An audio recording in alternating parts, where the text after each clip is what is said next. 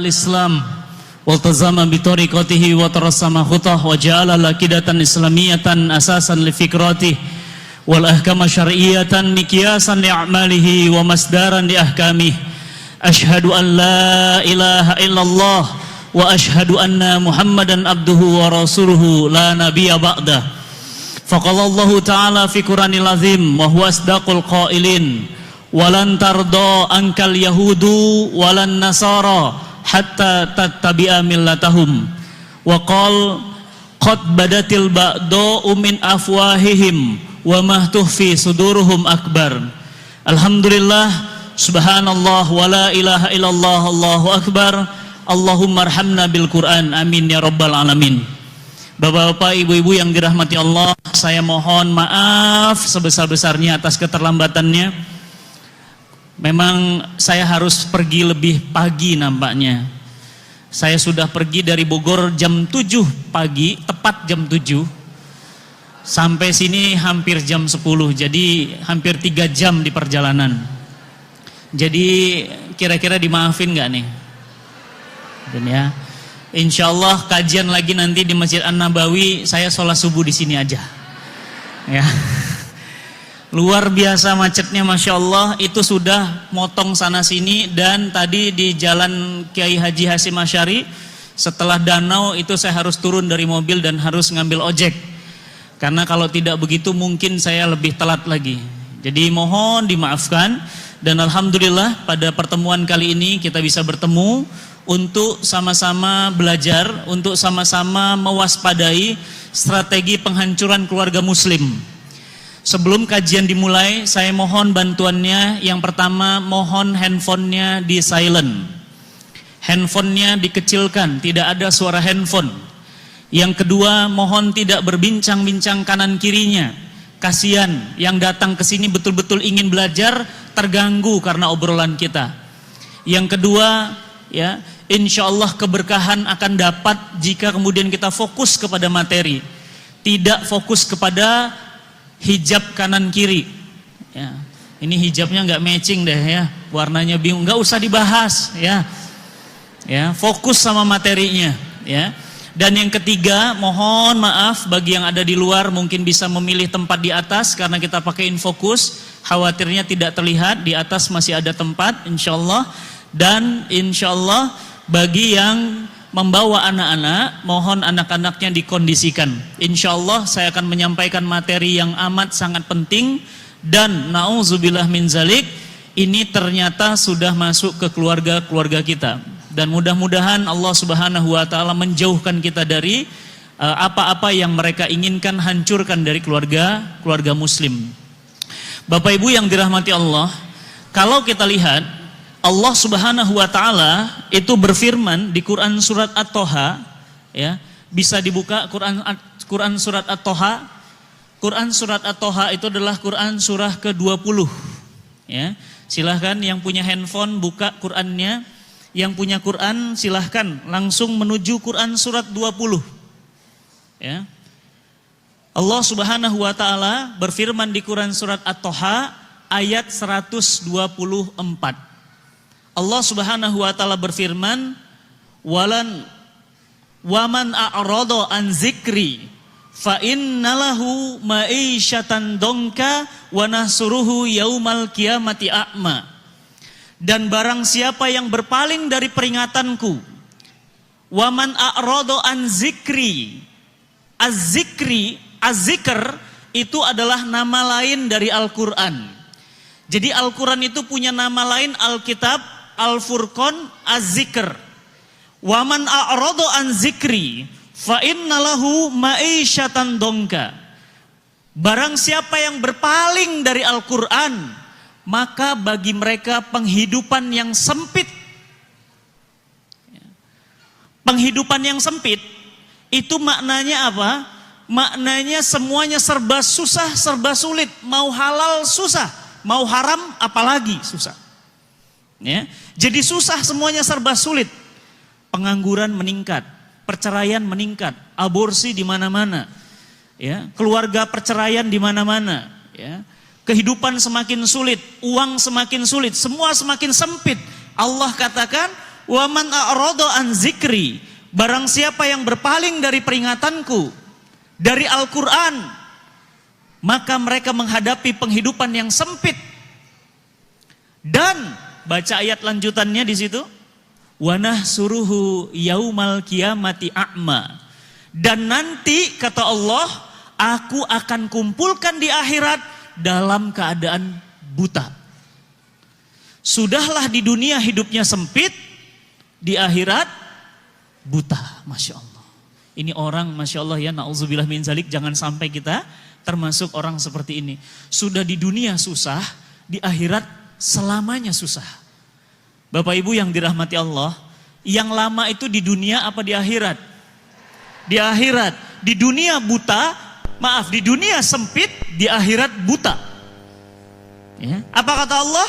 Wa nahsyuruhu yaumal qiyamati a'ma. Nanti aku kumpulkan di hari kiamat, di hari berbangkit, di hari akhir buta. Masya Allah. Ibu punten, kalau boleh milih mana? Buta di dunia atau di akhirat? Ya? Enggak mau buta. Enggak mau buta ya. Wa man a'rada an zikri, butanya di dunia atau di akhirat? Tidak mau buta. Kenapa? Buta itu enggak enak. Ya, enggak bisa melihat suami, enggak bisa melihat istri, enggak bisa melihat cantiknya masjid kita, enggak bisa melihat keindahan alam, enggak bisa melihat keindahan ciptaan Allah. Tapi ini orang buta di dunia, maaf, sempit hidupnya di dunia, di akhirat susah, buta. Padahal doa kita, Rabbana atina fid dunya hasanah wa fil akhirah hasanah. Masya Allah. Nah, oleh karena itu, siapa yang dikatakan oleh Allah a'rada an zikri, yang masuk dalam kategori berpaling dari Al-Quran itu siapa? Menurut para ulama, mereka adalah orang-orang yang satu, tidak mau baca Quran. Punten, kira-kira itu siapa? Sambil istighfar, elus-elus dada, astagfirullahaladzim. Astagfirullahaladzim. Jangan-jangan itu kita. Punten Bu, Pak, ya, saya ingin tanya. Ramadan tahun lalu, kira-kira, mohon maaf, jawabnya dalam hati aja. Ramadan tahun lalu khatam gak baca Qurannya? Dalam hati aja. Kalau ada 30 hari, sehari 1 juz, berarti 30 hari Ramadan, khatam 30 juz. Ini Ramadan tinggal 50 hari lagi. Sudah di depan mata. Pertanyaan saya, kira-kira seumur hidup, ya, seumur hidup kita ada di dunia, berapa kali kita khatam Quran? Jujur, jawab sendiri masing-masing. Ada yang di sini, alhamdulillah Ustadz seumur hidup sekali Ustadz, pernah. Alhamdulillah Ustadz saya sudah 5 kali. Bahkan yang hadir di sini pun ada yang mengatakan seumur hidup sama sekali belum pernah khatam Quran. Jangan-jangan yang dimaksud dengan a'rada an zikri ini adalah kita. Kenapa? Tidak mau baca Quran. Yang kedua, tidak mau mengamalkan Quran. Allah katakan jangan buka aurat, kita buka aurat. Allah katakan jangan makan riba, kita malah beli mobil dari riba, kita beli rumah dari riba. Negara ini fondasi perekonomiannya riba. Allah bilang jangan minum homer, di mana-mana jual homer. Ini yang nanti orang-orang seperti ini kata Allah, aku kumpulkan dalam keadaan buta dan mereka berarti sengsara di dunia, sengsara di akhirat. Oleh karena itu Bapak Ibu yang dirahmati Allah, simpul-simpul Islam. Jadi Islam itu ada simpul. Islam itu punya ikatan-ikatannya. Kata Rasul kita Muhammad SAW, simpul yang pertama kali lepas adalah al-hukam. Rasul katakan nanti simpul-simpul Islam akan lepas satu persatu. Dan simpul yang pertama kali lepas dari umat Islam seluruh dunia adalah al-hukam, al-hakim. Apa itu? Pemerintahan. Apa maksudnya pemerintahan? Memang benar, Rasul kita tidak mungkin bohong. Simpul pertama umat Islam sudah lepas tanggal 3 Maret nih, bulan Maret tahun 1924 di Istanbul, Turki. Ada apa Ustadz di Istanbul, Turki? Disitulah pemerintahan Islam satu untuk seluruh dunia Islam berhasil dihancurkan oleh Yahudi dan konspirasi Inggris. Namanya Negara Khilafah Islamiyah yang ada di Turki. Kalau Bapak Ibu mau ngunjunginnya, insya Allah kebetulan April tanggal 24 saya ke sana. Membawa bersama jamaah, tapi nggak banyak, hanya 25 jamaah. Saya akan ajak ke sana melihat keagungan, ketinggian, kehebatan peradaban Islam. Selama 13 abad umat Islam dari mulai Rasulullah SAW wafat sampai tanggal 3 Maret umat Islam punya satu simpul. Sekarang simpulnya ikatannya lepas satu. Berarti tinggal satu lagi. Apa satu lagi? As-sholat. Apa itu as-sholat? Rasul katakan simpul yang terakhir lepas adalah sholat. Punten Bu, coba lihat rumah kita. Jam berapa tadi sholat subuhnya? Coba lihat suami kita. Kemana dia subuhnya? Coba lihat anak-anak kita. Subuhnya bagaimana tadi? Zuhurnya sholat atau tidak? Bagaimana sholat isya-nya? Bahkan banyak sekali anak, suami, istri tidak isya, tidak subuh. Apa kata Rasulullah SAW? Mau melihat seseorang, mau lihat dia munafik atau tidak, gampang kata Rasul. Lihat aja subuh sama isya-nya. Kalau subuh sama isya-nya bermasalah, ini orang tanda-tanda munafik ada padanya. Sholat adalah simpul yang kedua dan sholat pun sudah lepas dari kita. Masjid, apa kata Rasulullah? Benar ya. Rasul katakan begini, masjid-masjid mereka mewah tapi jauh dari hidayah. Apa maksudnya masjid mewah tapi jauh dari hidayah? Bukan masjid kita ini insya Allah. Masjid-masjid di luar sana. Masjidnya ada yang pakai emas. Masjidnya ada yang pakai perak. Masjidnya ada yang pakai berlian. Tapi nggak ada pengajian. Masjidnya hanya dipakai untuk sholat. Masjidnya dipakai untuk selfie. Kenapa? Itu masjid-masjid akhir zaman. Jadi Bapak Ibu yang dirahmati Allah, yang pertama simpul sudah lepas. Ya, Kristen masih punya Bu. Ya, kalau Ibu ada rezeki main ke Roma, Itali, mereka punya satu pemerintahan untuk seluruh Kristen seluruh dunia. Namanya Vatikan. Ya, mereka punya yang namanya Paus. Ada Benediktus. Ya, ada Paus, Yohanes dan seterusnya. Dulu juga umat Islam punya satu untuk seluruh dunia. Namanya Negara Khilafah. Yang akhir-akhir ini istilah khilafah itu sering dinegatifkan. Ih, khilafah ya, ISIS. Ih, khilafah ya, oh itu anti NKRI. Padahal itu yang Rasul maksud simpul yang pertama kali lepas. Subhanallah ya. Media jahat banget. Kita cinta sama ajaran Rasulullah SAW itu yang justru dipropagandakan negatif. UIN sudah mulai melarang cadar. Cadar itu adalah aturan Islam. Orang yang memilih cadar itu perintah Islam. Ibu gak bercadar, gak apa-apa. Kenapa? Memang ikhtilaf. Tapi kita gak boleh melarang cadar. Kenapa? Karena cadar adalah bagian dari perintah Islam. Istri saya tidak bercadar. Kenapa? Karena kami mengambil pendapat bahwa cadar itu hukumnya mubah. Mubah itu gimana? Ibahah, boleh. Bagi ibu yang mau pakai silahkan. Bagi ibu yang tidak pakai juga tidak berdosa. Kalau menurut mazhab yang saya pegang. Tapi menurut saudara-saudara kita muslim yang lainnya, ada yang mewajibkan cadar. Artinya apa? Seluruh tubuh yang dimaknai itu adalah termasuk wajah. Maka wajah itu juga aurat, maka dia tutup auratnya. Sekarang kita disuruh untuk siapa yang bercadar langsung diusir dari kampus.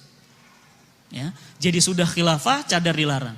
Di Padang ada dokter perempuan, IPK-nya summa cum laude. Ibu tahu summa cum laude? Itu bukan 3,5 IPK-nya, 4. Orangnya bercadar. Diusut juga. Masya Allah. Pertanyaan saya, Bu, ini kita di Indonesia atau di Singapura? Kalau di Singapura dilarang cadar boleh? Boleh. Kenapa? Muslim minoritas. Ini kita di mana sih? Indonesia. Muslim mayoritas. Cadar dilarang. Cadar dilarang bukan di sekolah San Petrus, bukan di sekolah Johannes, bukan di sekolah San Thomas, dilarangnya UIN. UIN, Universitas Islam Negeri. Dulu katanya IAIN, diganti jadi UIN. Kenapa? Diplesetkan, kata teman saya. Apa itu IAIN? Ingkar Allah, ingkar Nabi. Ya, mohon maaf, UIN itu seringkali dijadikan sarangnya Islam liberal. Ya, dari sanalah banyak tokoh-tokoh Muslim tapi membenci Islam. Ya, sedih banget kita, Bu, ya. Kalau yang membenci Islam orang kafir, kita wajar. Kenapa? Orang kafir. Yang benci sama Islam itu anak-anak umat Islam sendiri. Jadi pilar-pilar Islam sudah tinggal satu lagi. Dan jika satu ini juga sudah lepas, berarti tidak ada lagi simpul-simpul Islam dalam diri kita. Maka pantaslah ketika hari ini kita lihat umat Islam punya dua problem. Problem yang pertama, apa problem yang pertama? Umat Islam itu punya masalah internal. Apa masalah internalnya? Dengan diri mereka sendiri. Umat Islam bodoh sama agamanya. Betul apa betul? Betul, jujur, betul. Sholat jenazah nggak ngerti, takbir kedua ruku. Sholat istisqa nggak ngerti, sholat khauf nggak ngerti, sholat suruk nggak ngerti. Ustadz, tadi Ustadz ngajak sholat apa? Sholat isyraq, sholat suruk. Apa itu Ustadz? Kata si ibu. Saya bilang, Ibu sudah berapa tahun jadi orang Islam? Sudah 45 tahun Ustadz. Baru dengar Ustadz sholat syuruk. Ibu kemana aja? Ibu tahu sholat syuruk itu pahalanya, kata Rasulullah SAW, itu setara dengan umroh dan haji bersamaku, sempurna, sempurna, sempurna 3 kali, Bu. Kapan itu Ustadz? Tuh kan, umat Islam gak ngerti agamanya. 53% umat Islam Indonesia gak bisa baca Quran. Survei dari Susenas tahun 2013, 53%. Umat Islam Indonesia sekarang jumlahnya 200 juta orang. Berarti kalau 53%, 100 juta umat Islam Indonesia gak bisa baca Quran. Jangan dilihat yang di sini mah insya Allah bisa semua. Amin. Ya, lihatnya di luar sana, Bu. Coba Ibu jalan-jalan ke Aceh pedalaman. Kami ke Aceh Tamiang. Ada Aceh, ya, kecamatannya itu ada namanya Aceh Tamiang. Kami ke sana, Aceh loh. Yang bisa baca Quran cuma imam sholatnya doang. Penduduknya nggak bisa baca Quran. Ustadz, masa sih itu kan Aceh? Ya iya, ini Aceh. Justru karena Aceh. Emang kenapa Ustadz? Makanya digelarinya Serambi Mekah. Itu sebenarnya kurang tepat, harusnya Serambi Madinah, bukan Mekah. Mekah itu banyak jahiliyah. Ya, jadi banyak yang nggak bisa baca Quran. Saya ke Papua, ke Sorong, banyak umat Islam nggak bisa baca Quran. Banyak umat Islam nggak ngerti tentang wudhu. Kemarin saya ketemu bapak-bapak lagi sholat, buru-buru wudhunya. Sikunya masih kering. Saya bilang, Pak sebentar, mau sholat? Iya, itu sikunya masih kering. Emang kenapa Ustadz? Hah, emang kenapa? Berarti dia nggak ngerti batasan wudhu sampai mana.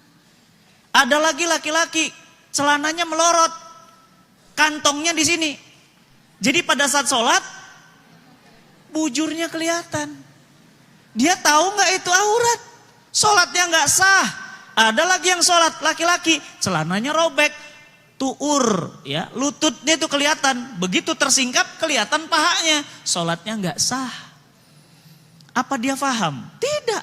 Umat Islam lemah sama agama sendiri. Riba haram gak tahu. Asuransi haram gak tahu. Judi haram gak tahu. Apalagi? Ya, nikah tanpa wali haram gak tahu. Ustadz abis bapak ibuku gak setuju. Jadi aku pakai aja temanku. Bro sini jadi wali ya, siap. Nikahnya gak sah.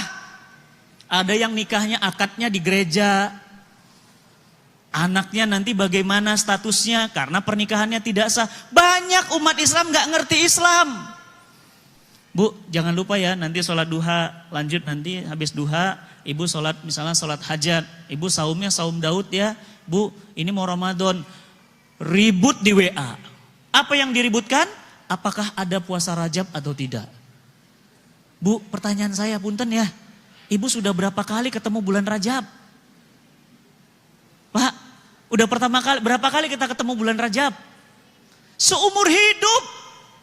Tapi ketemu bulan Rajab berantem di WA. Ada, tidak. Nanti mau masuk Ramadan ribut lagi nih. Tentang apa? Hah? Awal akhir Ramadan. Kok ribut-ribut sih? Itu kan pendapat-pendapat yang kemudian memang ikhtilaf. Muhammadiyah pakai metode hisab. Silahkan. Memang ada dalilnya. NU pemerintah pakai ru'yat lokal. Silahkan. Sebahagian besar umat Islam yang lainnya pakai ru'yah global. 1 bintang, 1 bulan, 1 matahari untuk seluruh dunia. Nggak usah ribut. Yang ribut itu yang nggak puasa. Udah. Ya, jadi umat Islam banyak yang tidak mengerti agamanya. Umat Islam itu sekarang ibarat orang sakit. Badannya lemah. Kalau orang sakit badannya lemah, di sebelahnya ada orang bersin, apa yang terjadi sama dia? Ikut. Kenapa? Karena dia lagi gak sehat, Bu. Orang kalau lagi drop, itu pikirannya pasti ngaco, badannya gak enak, dan penyakit mudah datang. Umat Islam sudah banyak penyakit, ditambah serangan dari luar. Nah, ini yang kita bahas hari ini. Apa serangan dari luarnya? Serangan dari luarnya adalah serangan-serangan pemikiran. Salah satunya adalah misionaris, kristenisasi, pemurtadan. Ibu, bapak, punten. Sekarang tahu berapa jumlah umat Islam? Di Indonesia, umat Islam sekarang jumlahnya tinggal 71,3%. Tuh Ustadz, bukannya 95%. Itu mah zaman Soeharto. Sekarang ya jumlahnya tinggal 71,3%. Kenapa surut? Banyak yang murtad keluar dari Islam. Ya, di Eropa 500 gereja tutup, 600 masjid baru. Eropa loh. Bu. Di mana itu? Inggris, Prancis, Jerman. Hebat ya. Subhanallah. Gereja tutup, mereka beli, langsung jadi masjid. Gereja tutup, mereka incer, jadi masjid di Eropa. Di Indonesia, ibu, bapak boleh tanya ke Kementerian Agama. Mana pertumbuhan rumah ibadah yang paling kencang? Apa kata Kementerian Agama? Gereja itu pertumbuhannya lebih cepat. Subhanallah ya. Berarti apa? Berarti umat Islam benar-benar sekarang sedang dalam bahaya. Memang ini masjid besar, iya, tapi berapa masjid? Mereka, coba ibu nanti ke daerah-daerah ya, kepala naga, buntut naga, tangan naga, itu ya, daerah pik itu gereja semua, di mana-mana gereja, pembangunannya cepat dan bagus-bagus, mewah-mewah, ya, makanya umat Islam itu diserang oleh misionaris. Apa kata misionaris? Henry Martin ini pakarnya, petingginya misionaris. Dia katakan apa? Aku datang menemui umat Islam tidak dengan senjata. Tuh. Dia gak bawa ini, Bu. Gak bawa ini, Pak. Kenapa? Kalau dia bawa senjata, kita bisa siap-siap. Oh, lu mau nembak gua nih. Gua tahu. Gua hati-hati nih. Apa kata dia? Tapi kami datang dengan kata-kata. Apa kata mereka? Buat apa pakai jilbab, Bu? Jilbab itu bajunya orang Arab. Ibu pernah ke Arab gak? Di Arab aja orang pada gak pakai hijab. Di Indonesia Masya Allah orang pada pakai hijab. Orang Arab aja gak pakai. Malah orang Indonesia pakai. Dia datang dengan kata-kata. Apa kata dia? Bapak gua nih ustadz besar, pakar tafsir. Gue gak pakai jilbab. Masa lu bukan anak ulama pakai jilbab? Buat apa? Jilbab itu ribet. Jilbab itu repot. Mau naik ojek repot, naik motor repot, naik mobil repot. Pokoknya gak usah pakai jilbab. Misionaris. Apa kata dia? Kita datang tidak dengan kekuatan, tapi kami datang dengan logika. Apa logikanya? Bu, coba difikirin. Kenapa Jepang itu maju, kata mereka. Ada orang Indonesia, hidungnya pesek, datang ke Jepang. Begitu datang ke Jepang, apa kata dia? Wih, Jepang keren banget ya. Wih, teknologinya maju. Pas dilihat perempuannya, oh nggak ada pakai kerudung jilbab. Terus kemana? Dia buka jilbabnya. Apa kesimpulannya? Kalau mau hebat dan maju kayak Jepang, nggak usah pakai jilbab. Pakai logika. Bu, saya pakai logika juga. Dia itu baru sekali ke Jepang. Punten ya, nggak sombong. Saya udah 3 kali ke Jepang, Bu. Ya, nggak sombong. Lu baru sekali ke Jepang. Gue 3 kali ke Jepang. Lu pernah nggak ngeliat orang Jepang? Orang Jepang itu setiap 1 jam lebih dari 70 sampai 90 orang bunuh diri. Setiap 1 jam. Kenapa? Stres. Dan orang Jepang itu nggak bisa dibully. Kalau ibu di Jepang nggak bisa. Kalau kita kan biasa bully-bulian tuh, canda-candaan. Lu gendut amat sih, lu kayak karung gentong. Biasa ya. Di Jepang nggak bisa, Korea nggak bisa. Udah tahu Bu baru-baru ini ada artis Korea cuma dicandain sama temennya. Apa kata temennya? Lu gendut banget sih sekarang. Ah masa? Iya beneran. Gendut, iya gendut. Langsung bunuh diri Bu. Masya Allah. Bayangin Bu sakitnya jiwanya tuh. Cuma digituin doang bunuh diri. Kalau ibu gimana? Iya emang gua gendut mau apa lo? Biasa. Biasa. Mentalnya kuat, bandel. Ya gak? Setiap 1 jam pernah gak Bu? Nanti kalau ibu ada rezeki naik kereta di sana, gak usah heran kalau keretanya berhenti di tengah jalan gak sampai stasiun. Begitu berhenti, orang Jepang udah ngerti. Pintu dibuka langsung keluar. Kenapa? Ada orang lompat dari pinggir stasiun rel ke rel kereta. Cus, habis. Biasa. Biasa. Ya, biasa. Dan ibu tahu, negara paling rusak, ya, pornografi orang tinggi, paling tinggi itu Jepang. Memang Jepang teknologinya canggih. Iya memang, tapi manusianya mundur. Kenapa manusianya mundur? Perdana Menteri Jepang kemarin pidato. Apa kata Perdana Menterinya? Kalau kita seperti ini terus, maka 30 tahun akan datang kita akan punah. Jepang akan hilang dari permukaan bumi. Kenapa? Yang tuanya sudah meninggal, yang mudanya pada nggak mau nikah. Ya, waktu saya ke sana tuh, mereka naik sepeda Bu, cek. Kan saya nggak bisa bahasa Jepang dan orang Jepang itu parah. Kita English dia nggak bisa. Dia Jepang kita nggak mudeng. Jadi gimana? Saya bilang stop. Ya, Mas. Coba tanya sama dia, ini cewek Bu, cantik. Saya bilang, tanya enggak? Coba tanya, dia nikah enggak? Ditanya, kamu nikah? Pakai bahasa Jepang. Nikah? Iya. Oh, married? Enggak, saya enggak nikah. Kenapa? Ribet katanya. Ribet. Oh, terus kamu enggak pingin punya anak? Punya, saya punya anak. Mana? Dibuka Bu, sepedanya itu ada boxnya di depan, ada yang keluar. Ngip, ngip, ngip, ngip. Itu ibu apa? Anjing. Anjing itu anaknya. Berarti ibunya anjing. Ya, kayak gitu kok mau ditiru gitu loh. Ambil Jepang positifnya. Apa? Budaya kerjanya, disiplinnya. Ya. Tapi kalau hanya gara-gara nggak pakai kerudung nggak ada urusannya. Baca sejarah Islam. Justru umat Islam ketika berkerudung dan berpegang teguh dengan Islam, umat Islam pernah lebih canggih daripada Jepang. Baca sejarah, makanya baca sejarah, belajar sejarah. Jangan baru sekali keluar negeri langsung ambil kesimpulan. Itu namanya orang kurang piknik. Kalau kurang piknik begitu, baru sekali keluar negeri langsung, oh Amerika maju. Oh Amerika nggak pakai kerudung. Berarti kalau mau maju nggak usah. Apa hubungannya? Oh orang Cina kaya, nggak sholat. Oh orang miskin, ada yang miskin karena sholat. Berarti kalau nggak sholat, kaya. Ternyata banyak juga yang nggak sholat, miskin. Apa hubungannya? Nggak ada hubungannya antara sholat dengan kaya. Dan nggak ada juga hubungannya antara kerudung dengan kemajuan peradaban. Misionaris. Itu loh Bu, dia main logika. Apa logikanya lagi? Dia bilang, kalau Indonesia mau maju, nggak usah pakai Quran. Arab lihat tuh, dari dulu begitu-begitu aja. Kenapa? Pakai Quran. Pertanyaan saya, kata siapa Arab pakai Quran? Tidak ada negara satupun sekarang yang menerapkan Al-Quran dan As-Sunnah. Satupun. Kalaupun ada, hanya sebagian-sebagian. Ya, tidak ada. Kenapa? Tadi saya cerita, yang menerapkan Al-Quran dan As-Sunnah itu sudah selesai tanggal 3 Maret 1924 di Istanbul. Itulah satu-satunya negara yang menjadikan Al-Quran dan As-Sunnah sebagai sumber perundang-undangan mereka. Ya. Nah, oleh karena itu, apa kata mereka lagi? Mereka datang dengan logika, tidak kemudian dalam benci.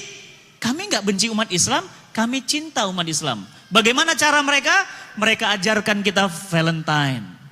Ini kan hari kasih sayang, ngasih coklat. Apa salahnya Ustadz? Ngasih coklat. Tapi kok coklatnya dapat dari setiap beli kondom? Ya itu bonus. Beli kondom dapat coklat. Apa hubungannya coklat sama kondom? Dan kenapa penjualannya meningkat? Setiap malam Valentine, penjualan kondom menaik 300%. Pertanyaan saya, itu yang namanya cinta? Oh cinta itu, kalau cinta itu pakai kondom gitu? Masya Allah. Ini mereka.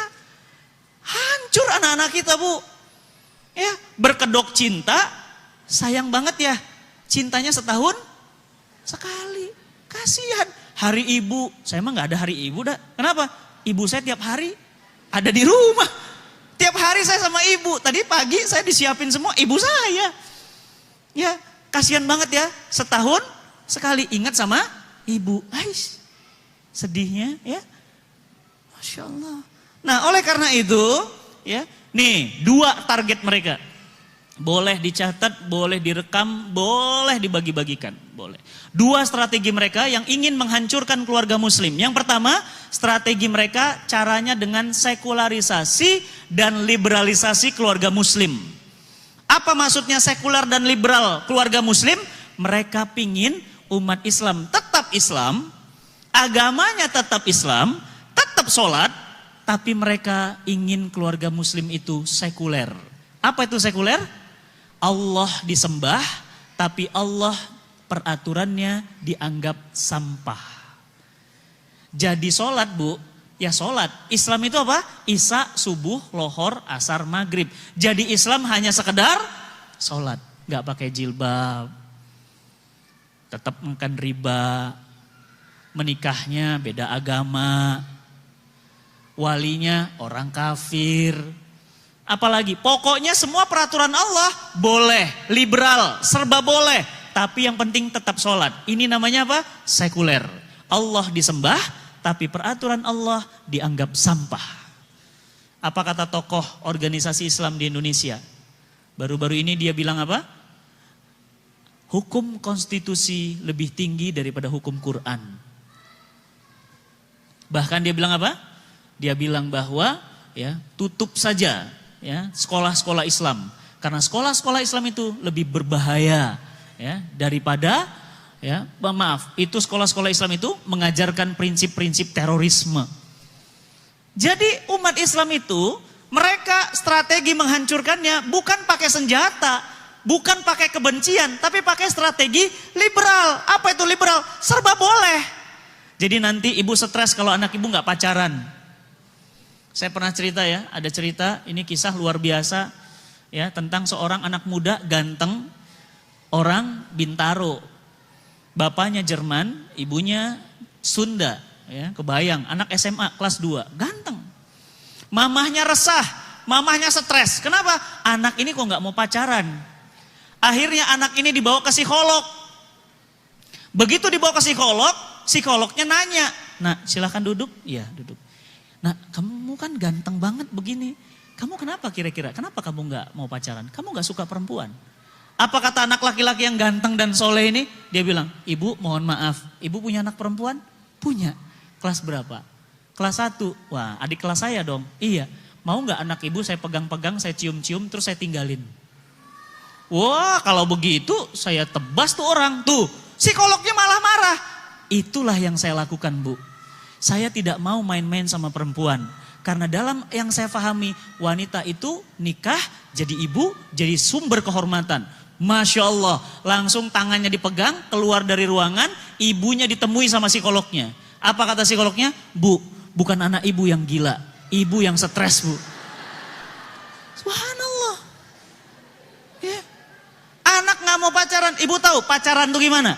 Pacaran itu ibarat orang beli mangga. Ibu kalau beli mangga gimana? Cium. Cukup? Diapain?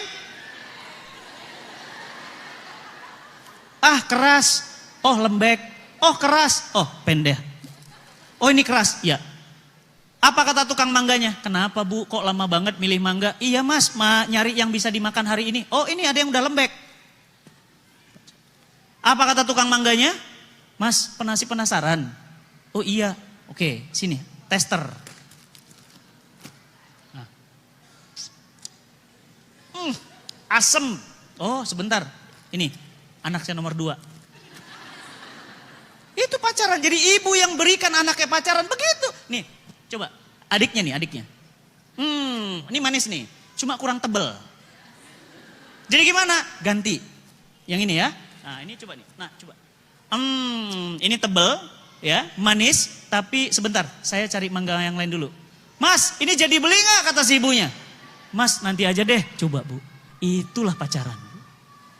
Pegang-pegang, cium-cium, peluk-peluk, udah diapa-apain. Jadi, gak. Itu pacaran. Dan berapa banyak ibu-ibu yang hari ini stres, anaknya gak pacaran. Kamu sayang rambutmu bagus, kamu cantik. Kenapa kamu gak pacaran? Coba Bu bayangkan, liberal, serba boleh. Kamu jangan pacaran di luar ya nak ya. Kalau pacaran di rumah, mamahnya fasilitasi. Itu apa namanya? Liberal, serba boleh. Ustadznya bilang, Mbak tolong diingatkan anaknya jangan pacaran. Apa kata ibunya? Gak apa-apa lah Ustadz, ini pacaran sehat kok. Pacaran sehat tuh gimana? Ya? Ada lagi yang bilang apa? Gak apa-apa Ustadz, ini pacarannya Islami kok. Pacaran Islami. Pacaran Islami gimana? Cowoknya Ustadz itu berjenggot dan pakai kopiah Ustadz. Oh. Terus mereka kalau pacaran selalu di masjid Ustadz. Oh. Terus kalau mau nyium baca bismillah Ustadz. Bismillahirrahmanirrahim. Setelah dicium, ceweknya bilang apa? Alhamdulillah. Bu, maksiat ya maksiat. Nggak ada pacaran Islami. Kalau ada pacaran Islami, nanti ada maling Islami, Bu. Gimana maling Islami? Dia ambil barang ibu, dia nulis surat kepada saudariku. Izinkan aku mengambil barangmu. Tapi yakinlah Allah akan mengganti yang jauh lebih baik. Itu namanya maling Islami. Kalau ada maling Islami, nanti ada pelacur Islami. Gimana pelacur Islami? Setelah mereka berzina dan mereka mengatakan apa? Insya Allah bang, gak usah dibayar. Annalillahi ta'ala. Gak bisa. Ya pacaran ya haram, zina ya haram. Gak usah pakai-pakai pacaran Islami. Gak ada pacaran Islami. Kalau ibu mau, anak ibu ada jodohnya, khitbah, lamaran. Setelah lamaran, masa antara lamaran ke pernikahan, inilah yang namanya masa ta'aruf. Saling mengenal. Ternyata sudah dikenal, oh rupanya karakternya keras. Orangnya sedikit-dikit pukul, dikit-dikit jitak. Oh ini gak cocok jadi suami. Boleh putus. Dan anak ibu bersih.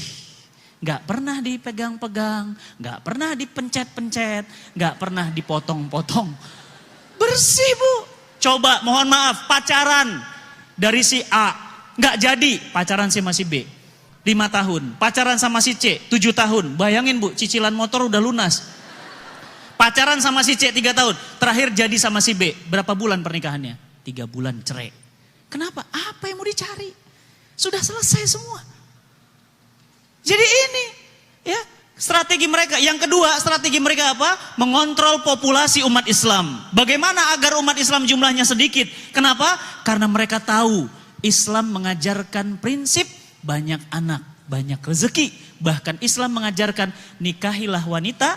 Kami oleh Rasul kita diminta untuk menikahi wanita yang wadud dan walud. Wadud itu penuh cinta, romantis, manja, penuh kasih sayang. Yang kedua, walud, banyak anak. Jadi Islam membanggakan kalau anaknya banyak. Di sini anaknya yang 3? Oh, 3, 4, 5, Masya Allah. Wah, 6. 6 Bu. 7. Nah, sudah mulai jarang. 2. Oh, itu banyak 2. Kenapa? Ya karena kena program cukup 2 anak. Gitu. Ya, hati-hati ya. Nah, mereka berkumpul Bu. Bapak Ibu, mereka berkumpul di mana? Di Mesir. Ngapain? Mereka buat strategi untuk menghancurkan umat Islam. Apa rekomendasi strateginya? Yang pertama, strategi mereka adalah ada yang namanya kebebasan hak reproduksi. Apa itu kebebasan hak reproduksi? Orang bebas mau berbuat apapun karena merasa itu rahimnya, karena merasa itu adalah kehormatannya, terserah kepada siapapun dan dimanapun kepada siapapun yang dia inginkan. Maka mereka sedang berjuang untuk 1. Seks pranikah dilegalkan. Bayangin Bu ya, kalau kita sudah yang kayak gini legal, berarti apa kata Rasulullah SAW? Jika riba dan zina telah dihalalkan di sebuah negeri, berarti mereka sudah mengundang azabnya Allah. Sekarang seks pranikah Masya Allah banyak banget. Ibu coba main ke Jogja. Coba sehari saja, maaf, 2-3 hari tinggal di kos-kosan di sekitar kampus di sana. Ibu gak usah kaget ngelihat laki-laki dan perempuan keluar dari kamar yang sama karena campur baur. Biasa. Saya dulu kuliah D3-nya di Unpad Bu, Universitas Pajajaran. Di mana? Jatinangor. Ibu yang pernah ke Jatinangor, di situ ada STPDN, di situ ada Unpad, di situ ada Unwim, di situ ada Ikopin. Seluruh wilayah di sini tuh kos-kosan. Kira-kira yang dipilih kos-kosan ada ibu kos atau nggak ada ibu kos? Nggak ada ibu kos. Kenapa? Bebas. Malam ini sama Jody, malam besok sama Doni, malam besok biasa. Aku ngerjain pelaporan praktikum ya di kamarmu. Ya udah, ayo kerjain laporan. Tidur di situ biasa. Besok pagi ganti lagi. Itu biasa. Seks pranikah. Bukan rahasia lagi. Sampai-sampai ada bukunya Jogja undercover, Bandung undercover. Itu kenapa? Karena memang ini sekarang jadi gaya hidup. Ini strategi mereka untuk menghancurkan keluarga muslim. Makanya anak-anak yang mau keluar dari rumah ibunya itu khawatir banget. Nah, nanti hati-hati ya nak kuliah. Masya Allah. Iya mah. Punten ya Bu, ibu tahu fenomena Aukarin. Ya, kalau ibu-ibu tahu berarti ibu-ibu gaul ya. Aukarin itu anaknya tadi berhijab, pinter, patuh sama orang tua, begitu ke Jakarta, Masya Allah, luar biasa. Gak usah diceritakan deh, pokoknya luar biasa. Bebas, dan itu apa? Menjadi inspirasi anak-anak muda zaman sekarang. Ya. Jadi seks pranikah legal. Yang kedua, aborsi. Mereka sedang berjuang agar aborsi itu legal. Kenapa? Karena sekarang aborsi itu nggak boleh di Indonesia. Makanya kemarin ada sekolah di daerah daerah Banten. Anak sekolah itu perutnya udah gede. Dia pakai apa namanya itu? Pakai kain stagen. Karena gede. Ibu gurunya bilang anak ini kok agak gendutan gitu. Karena tiap hari stagen, bayinya akan keluar di kelas. Ya. Ada lagi yang lagi naik motor, keluar di motor. Bayi Bu. Bayangkan bunuh satu orang dalam Islam dosanya itu seperti membunuh seluruh manusia. Aborsi legal bentar lagi. Undang-undangnya sedang diperjuangkan. Kenapa? Hak kebebasan reproduksi. Yang ketiga, strategi mereka LGBT. Bentar lagi legal. Gak usah heran kalau sekarang lihat banyak laki-laki suka sama laki-laki, perempuan sama perempuan. Laki-laki jadi perempuan, perempuan jadi laki-laki. Kenapa? Karena sekarang mereka merasa bahwa ini hak asasi saya. Ini punya saya. Ini anugerah Allah untuk saya. Lu gak boleh ngelarang gue. Karena LGBT itu kata mereka anugerah Allah. Bu, punten ya. Ibu saya kasih hadiah. Ini anugerah, saya kasih hadiah. Senang? Senang, itu namanya hadiah. Yang namanya hadiah, mungkin gak yang diberi hadiah diazab? Mungkin gak? Enggak. Pertanyaan saya, kenapa kalau memang LGBT itu anugerah dan hadiah dari Allah, tapi Allah mengazab kaum Lut? Kenapa kemudian LGBT itu hukumannya keras dalam Islam? Ibu tahu hukumannya? Itu dilempar dari gedung yang tinggi dengan posisi terbalik, kepala di bawah, kaki di atas. Jatuhin begini, des, jatuh. Belum mati, dinaikin lagi sampai mati. Pertanyaan saya, masa orang dikasih hadiah diazab? Mungkin nggak? Berarti itu bukan hadiah. Itu namanya penyimpangan. Bu, punten ya. Ibu lihat ayam jantan ketemu ayam jantan ngapain? Berantem mereka. Kenapa? Lu ayam, iya. Gua ayam. Ayo kita berantem. Siapa yang paling ayam di antara kita? Ya. Lu anjing, iya. Gua juga anjing. Ayo kita berantem. Siapa yang paling anjing? Bu, anjing gak ada yang homo, Bu. Beneran. Guk, guk, guk, guk. Berantem, Bu. Ayam betina, saya punya ayam betina baru. Saya beli ayam lagi betina. Maksudnya mau nambah betinanya supaya banyak telurnya, banyak anaknya. Berantem mereka. Kenapa? Lu ayam, iya. Gua juga ayam. Ayo kita berantem. Bu, gak mau. Perempuan sama perempuan naksir. Cowok sama cowok naksir. Coba ibu bayangin. Magnet aja, utara sama utara ngapain mereka? Gak mau. Ibu paksa. Gak mau. Ayo gak apa-apa. Enggak. Selatan sama selatan? Gak mau, Bu. Utara selatan? Nempel. Laki-laki naksir perempuan, normal. Perempuan, cakep ya. Cowok itu ganteng ya, soleh ya. Normal, Bu. Ya, jadi kalau anak ibu normal, alhamdulillah.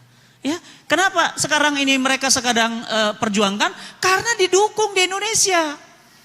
Bahkan mohon maaf ya, saya kutip dari pernyataan Kementerian Agama. Menteri Agama bilang apa? Kita harus menghormati hak-hak mereka. Karena mereka itu adalah bangsa Indonesia. Sama, hormati hak mereka. Jangan mereka dikucilkan, jangan dibenci. Mereka juga sama, mereka punya hak. Masya Allah. Laki-laki jadi perempuan, apa kata Rasulullah? Dilaknat oleh Allah. Bu, kalau saya nyolatin jenazah, nanti sholat zuhur selesai, kita nyolatin jenazah. Kalau jenazahnya laki-laki, doanya Allahumma firlahu warhamhu. Kalau perempuan, Allahumma firlaha warhamha. Kalau bencong, ayo. Imamnya bingung. Allahumma firlahu bingung. Ini laki-laki apa perempuan? Coba, mau gimana? Ustadz, dia tadinya perempuan, tapi jadi laki-laki. Perempuan deng, laki-laki apa perempuan? Tahu deh. Coba. Laki-laki perempuan jelas, Bu, dalam Islam. Laki-laki, perempuan, perempuan. Ya. Dan laki-laki dengan perempuan sekarang itu kebebasan berekspresi itu didukung oleh banyak kelompok. Honda mendukung, bahkan mengeluarkan mobil dengan warna-warna pelangi. Starbucks, CEO-nya sampai bilang apa? Kamu nggak suka LGBT? Keluar dari kedai kopi kami. Minum tuh Starbucks, Bu. Mohon maaf saya sebut merek langsung ya. Ya. Kamu nggak suka LGBT? Kamu benci LGBT ya? Keluar dari warung kopi kami. Masya Allah. Luar biasa. Nah, oleh karena itu, hujan ya? Alhamdulillah, Allahumma sayyiban nafi'an. Semoga hujannya membawa keberkahan, insyaallah. Yang ketiga, hak menolak. Nah ini, hati-hati Bu. Ibu-ibu nih, bapak-bapak jangan dengar. Ada hak menolak hubungan suami istri. Dan istri nanti, kalau undang-undangnya legal, boleh nolak ajakan suami. Suaminya ngajak, mah. Maklum, kalau udah malam penyakit mahnya kambuh. Mah.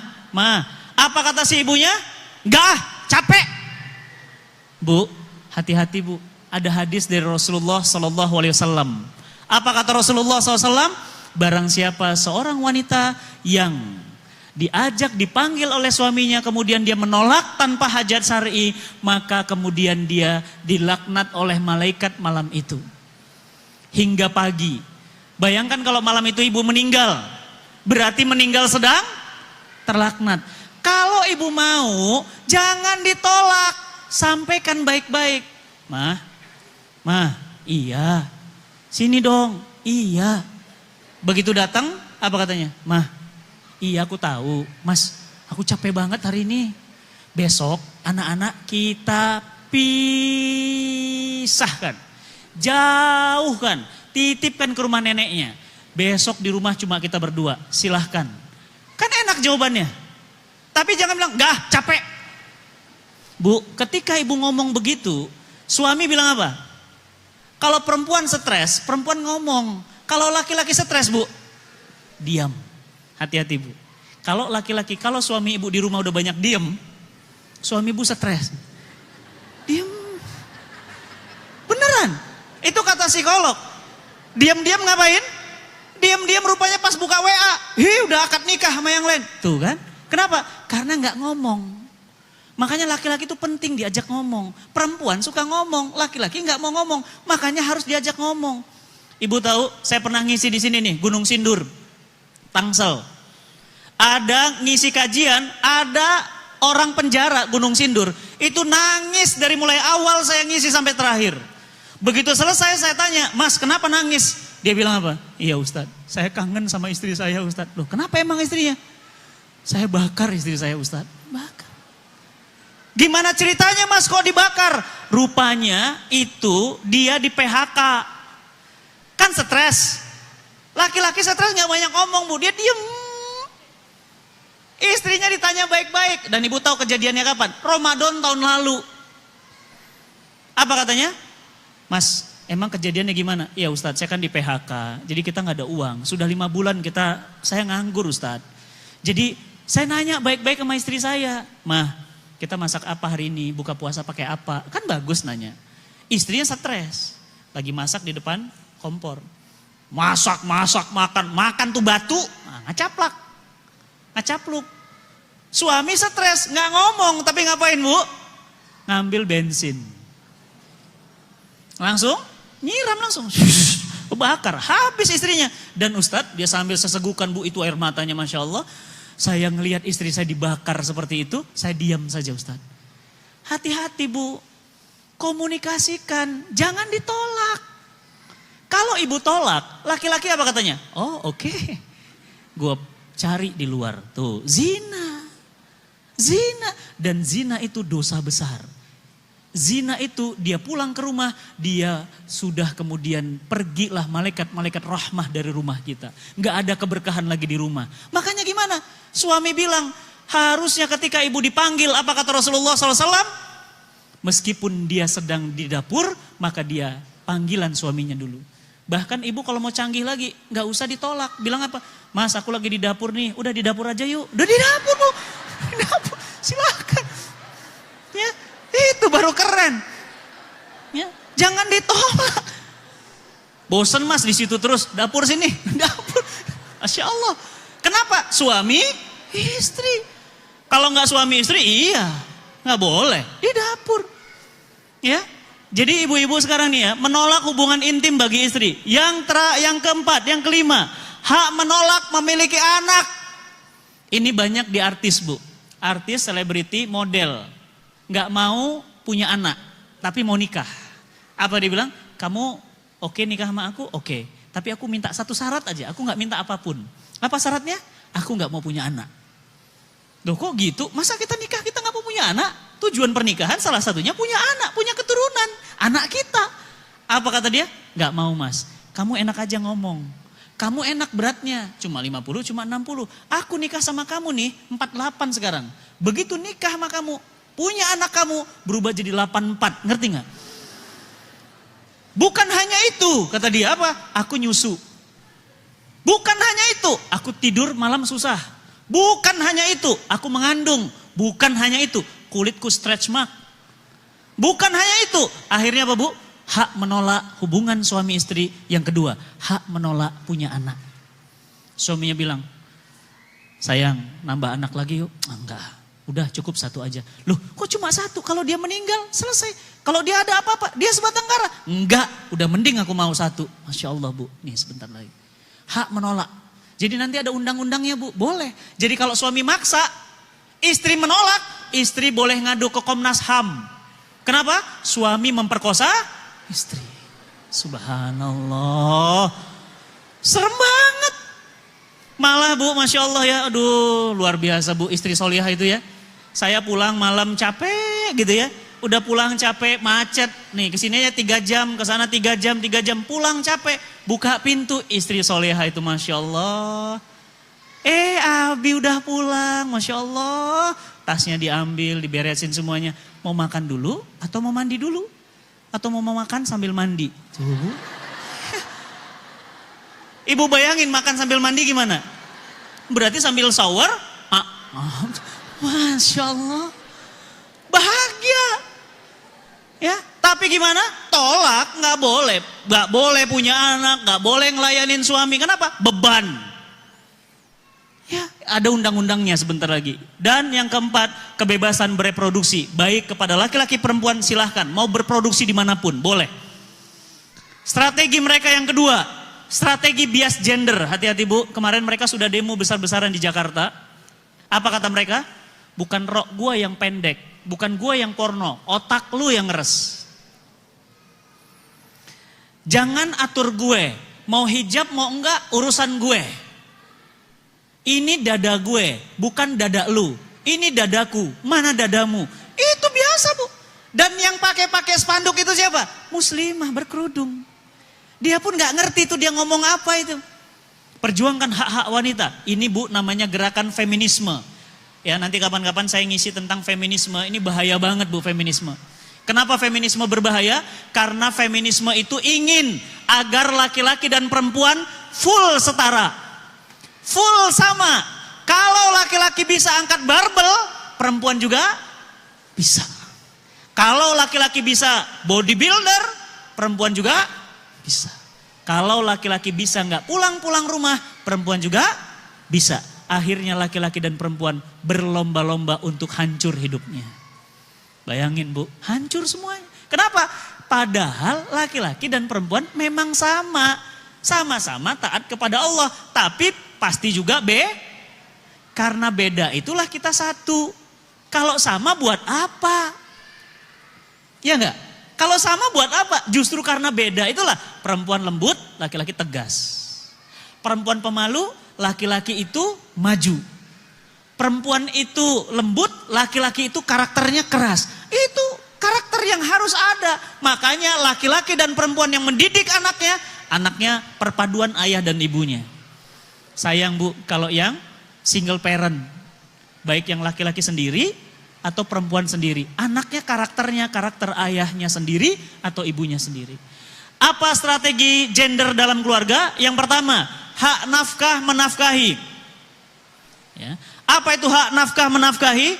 Di dalam Islam, perhatikan bapak-bapak, mohon maaf. Di dalam Islam, saya sampaikan sama bapak-bapak, termasuk yang streaming maupun dimanapun, wajib hukumnya menanggung nafkah anak, istri, suami. Haram hukumnya berlepas diri. Mas, ini gajiku kan cuma 2 juta. Anak-anak uang sekolah gimana? Terserah kamu. Aku kan udah bayarin rumah sama mobil. Pikirin sana, haram hukumnya. Dosanya besar. Sama seperti dosa meninggalkan sholat. Sama seperti dosa durhaka kepada orang tua. Sama seperti dosa zina. Dosa apa? Laki-laki berlepas diri dari nafkah. Mas, udah 3 bulan belum ditransfer, gimana ya? Kamu keluar kota terus, anak-anak sekolahnya aku semua. Aku sampai dagang keripik Mas. Ya urusan kamu lah. Uang aku, uang kamu. Masya Allah. Laki-laki seperti ini dilaknat oleh Allah dan Rasulnya. Kenapa? Nafkah itu wajib di tangan suami. Istri gak wajib, tapi boleh bekerja. Dengan syarat, 1, pekerjaannya tidak merusak ifahnya. Apa itu ifah? Kehormatan. Jadi ibu kerja tapi harus buka jilbab, gak boleh. Haram pekerjaannya. Yang kedua, roknya harus mini, gak boleh. Yang ketiga, harus mendesah-desahkan suara. Selamat siang Bapak. Nah itu mendesah. Kenapa harus ada ya? Kalau ibu di call center kerjaannya kayak gitu, itu kerjaan haram Bu.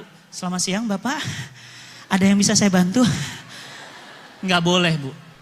Biasa-biasa aja. Selamat siang dengan call center kartu halo, ada yang bisa dibantu? Biasa aja, nggak boleh berdesah-desahkan suara. Kenapa? Itu merusak ifah seorang wanita. Ya. Kemudian apa? Pekerjaannya halal. Yang ketiga, izin suami. Alhamdulillah Ustadz, saya bekerja, suami saya izin. Kerjanya juga halal karena saya akuntan Ustadz. Oke, boleh. Dan yang ketiga, saya tetap boleh pakai hijab dan tetap berjilbab. Bagus, silahkan, boleh. Silahkan ibu boleh kerja. Wanita hukumnya boleh, laki-laki hukumnya wajib. Wajib apa? Ain. Seperti wajibnya sholat. Tapi Ustadz, suami saya cuma jualan teh botol. Pahalanya mampu menghapus dosa-dosanya, kata Rasulullah. Meskipun jualan teh botol lebih mulia, Bu, daripada yang nabrak tiang listrik. Iya. Ustadz, suami saya itu Masya Allah. Pagi Ustadz, sampai sore gojek. Malam jualan roti bakar. Bagus Bu, mulia Bu. Rasulullah SAW Mas, itu pernah mencium tangan seorang sahabat. Biasanya kan Rasul yang tangannya dicium. Ini tangan sahabat dicium sama Rasulullah. Para sahabat bertanya, ya Rasulullah, kenapa engkau cium tangannya? Apa kata Rasulullah? Tangan orang seperti ini tidak akan pernah mencium, tidak akan pernah menyentuh api neraka. Tangan siapa? Tangan seorang sahabat yang namanya Sa'ad. Kenapa? Tangannya kapalan. Tahu kapalan? Bekerja keras untuk anak istrinya. Subhanallah. Makanya Bu, punten, perempuan itu tulang rusuk.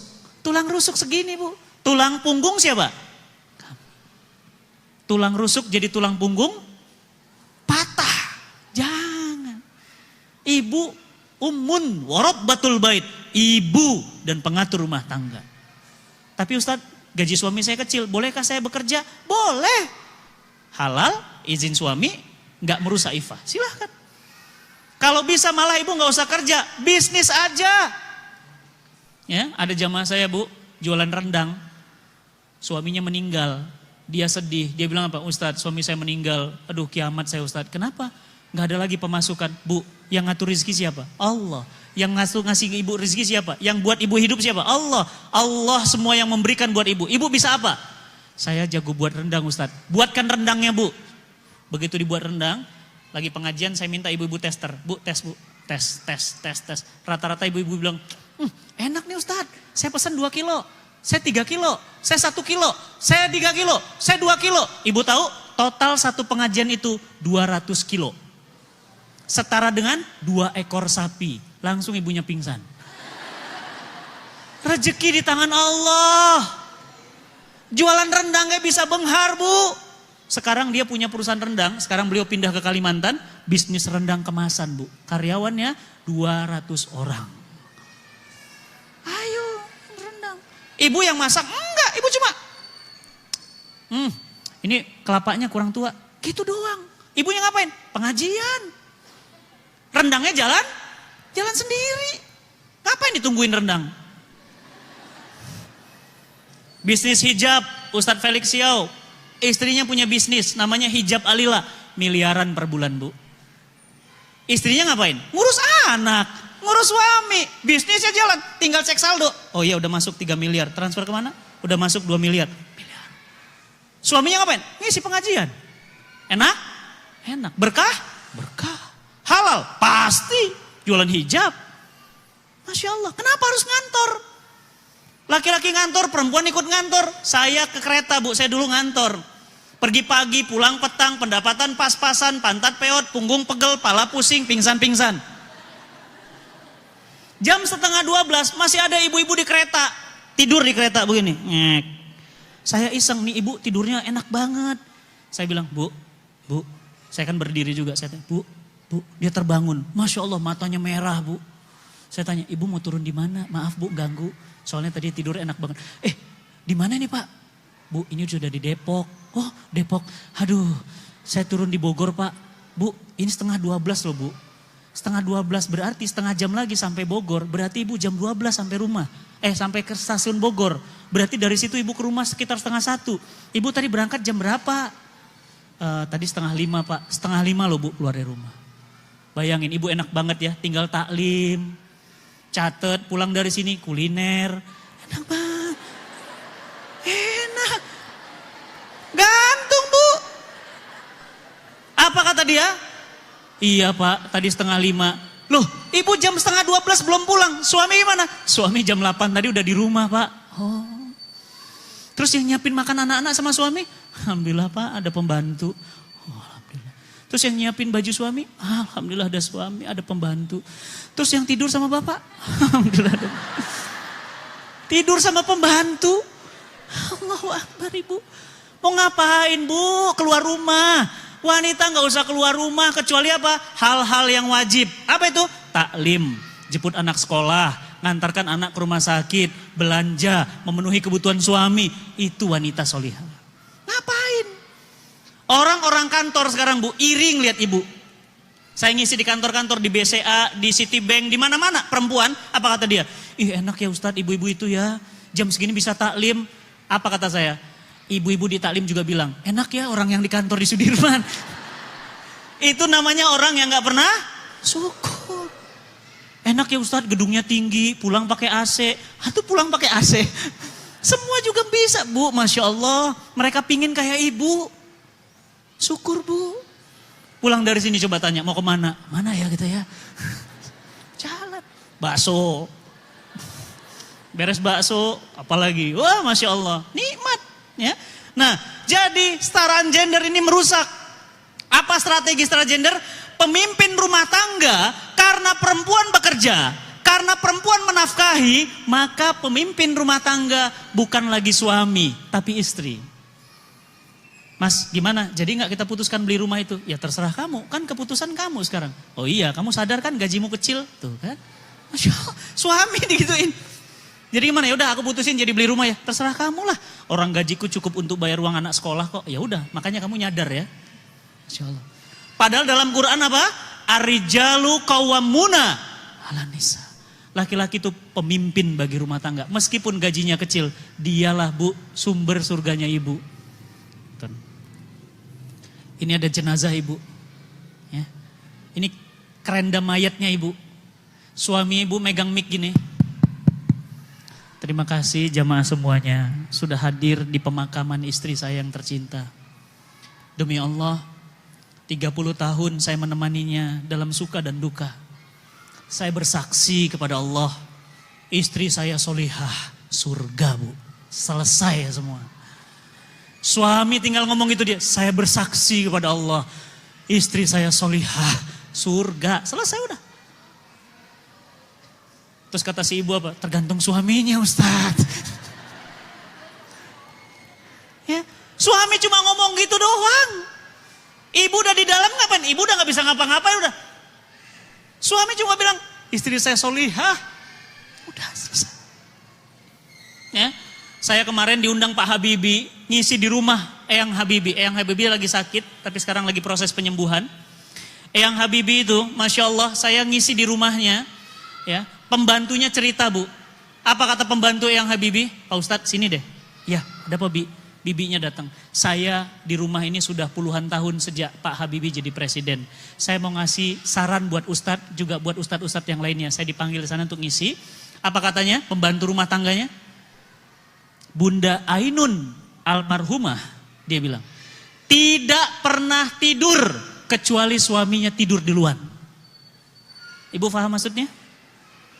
Ibu paham maksudnya? Full melayani suami. Kamu mau apa lagi? Makan? Siap. Apalagi? Pijet? Apalagi? Rapot? Iya. Apalagi? Tolong telepon kanon? Iya. Benar-benar bakti sama suami. Bunda Ainun.